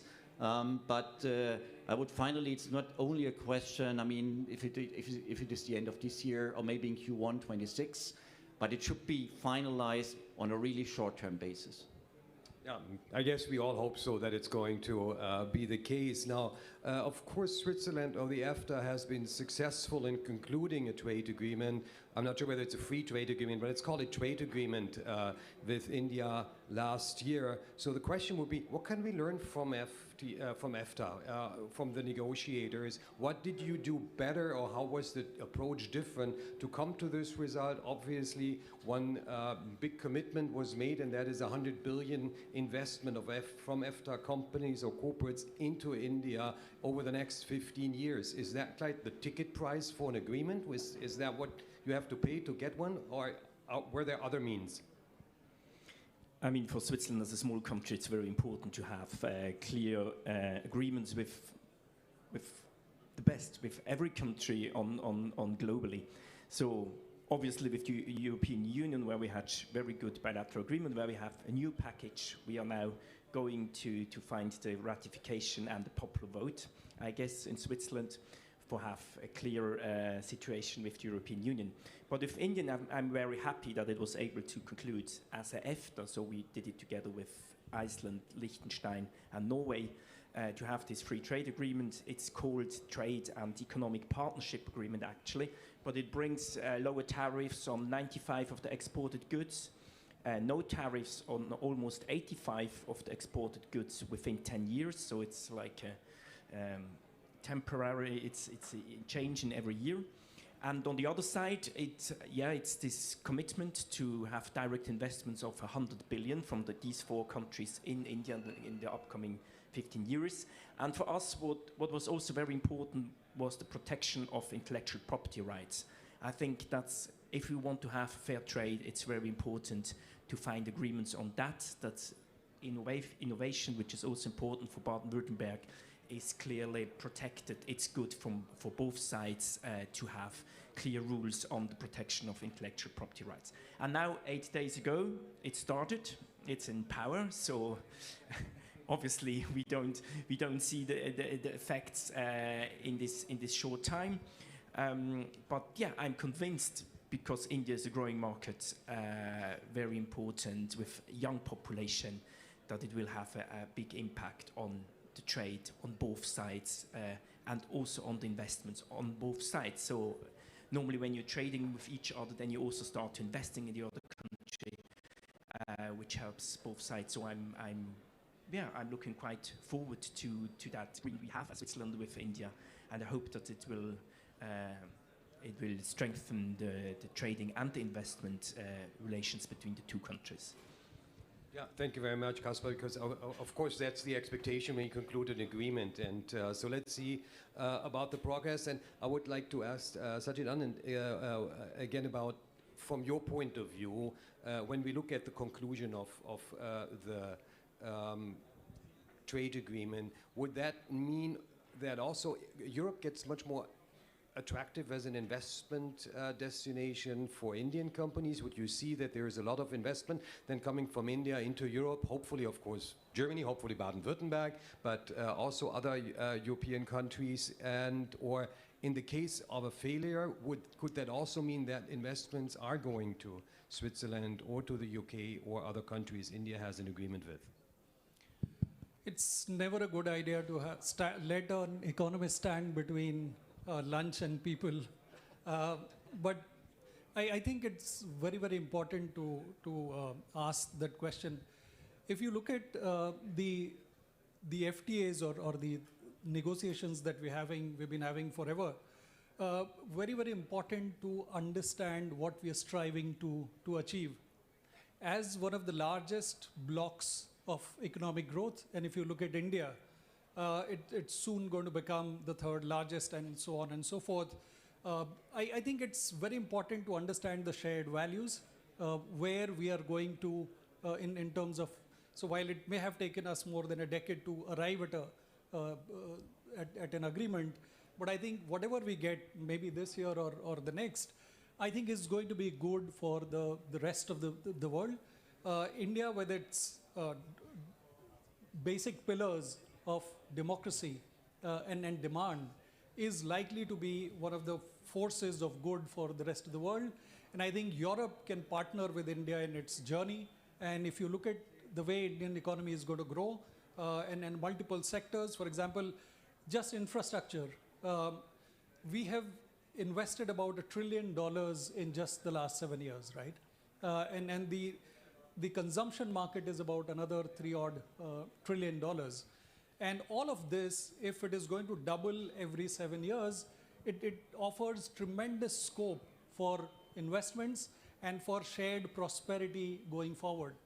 And therefore, I think Indian companies, if you look at the FDI data, the last data that we had, outward investments have grown at a much faster rate. And that tells us that the ambition in this economy, the entrepreneurship is humongous. Also look at it the other way. If you look at the Indian IPO market, right, the primary market, what we've seen is it was the largest or the biggest such market in the world last year by value. And in terms of volumes, again, it was the largest. And therefore, if you look at not just the India macro story, right, which is the GDP and going on to become 7 trillion and doubling every 7 years, I think also look at the micro India story.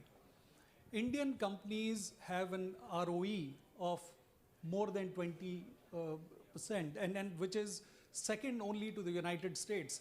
So India's story is backed by a macro and a promise of an economy that is going to double at 4 trillion every 7 years, and also a micro story where we have corporate governance, we have ambition in corporate India to grow, and I think this combination is going to be great for the partnership of EU and India going forward.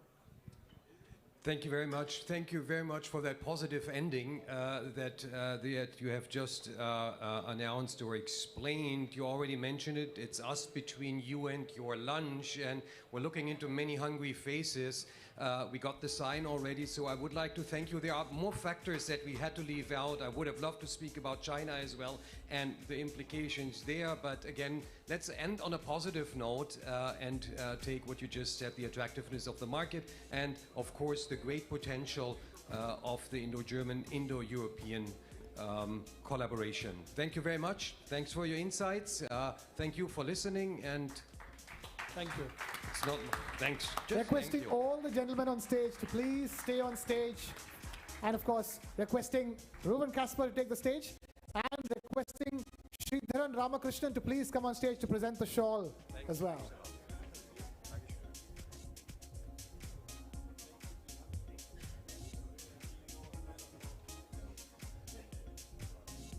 And of course, requesting Stefan and everybody else to stay back for the photo opportunity as well.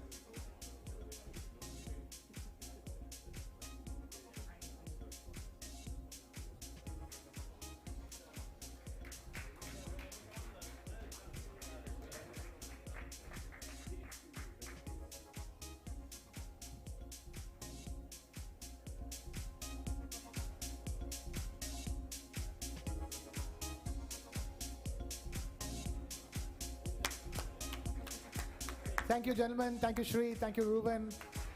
And with that, it's time for what we've been waiting for quite a while now. It's time for lunch. Requesting all of you to please go for lunch. We'll be back here at 2 o'clock.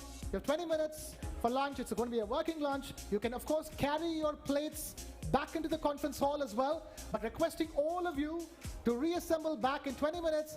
2 o'clock, we begin again with our post-lunch session. But for now, time for lunch. Thank you so much.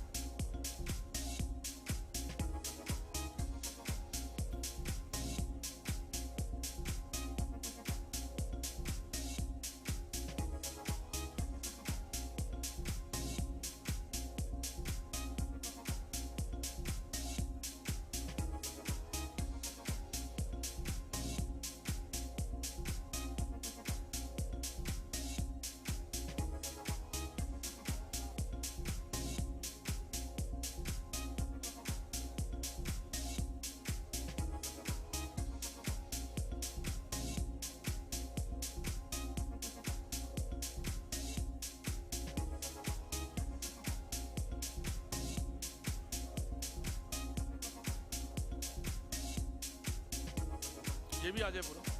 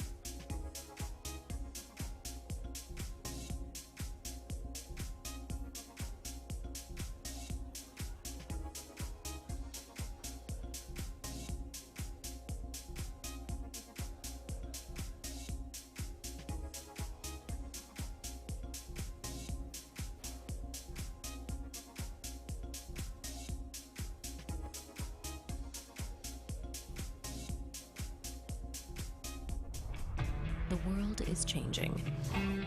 Democracies are tested. The old order is collapsing. But in the chaos of disruption lie the architects of the future. A nation with scale. A nation with precision. India and Germany together. One vision, one future. Here in Stuttgart, the conversation begins. In questions that will define the next decade. Leaders who decide. Innovators who disrupt. Icons who inspire. All on one stage. All for one dialogue. This is more than a summit. It is the writing of tomorrow. Welcome to the News9 Global Summit Germany Edition 2025. The world is changing.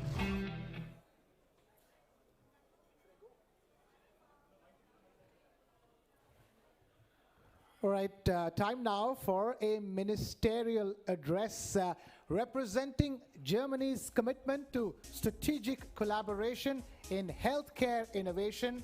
She is guiding Germany through a new era. She's guiding Germany's health system through a new era of reform.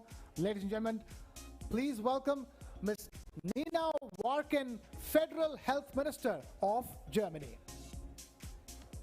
Healthcare is the measure of a nation's progress, but the challenge grows as innovation races ahead and affordability struggles to keep pace. From pandemics to rising costs, every nation now faces the same question: how to make cutting-edge care accessible to all. Leading this conversation is a voice driving Germany's health reforms, shaping universal care policies, balancing innovation with access, and ensuring that progress in medicine leaves no one behind. Please welcome Federal Minister of Health of Germany with her keynote on universal healthcare, balancing innovation and affordability. Excellencies, ladies and gentlemen, esteemed guests. I would have loved, Excellencies, ladies and gentlemen, esteemed guests. I would have loved to join you at the Indo-German Summit in my home state of Baden-Württemberg. To my deep regret, appointments are keeping me busy in the capital. Therefore, I send my warmest regards from Berlin to Stuttgart and welcome you all to this remarkable gathering.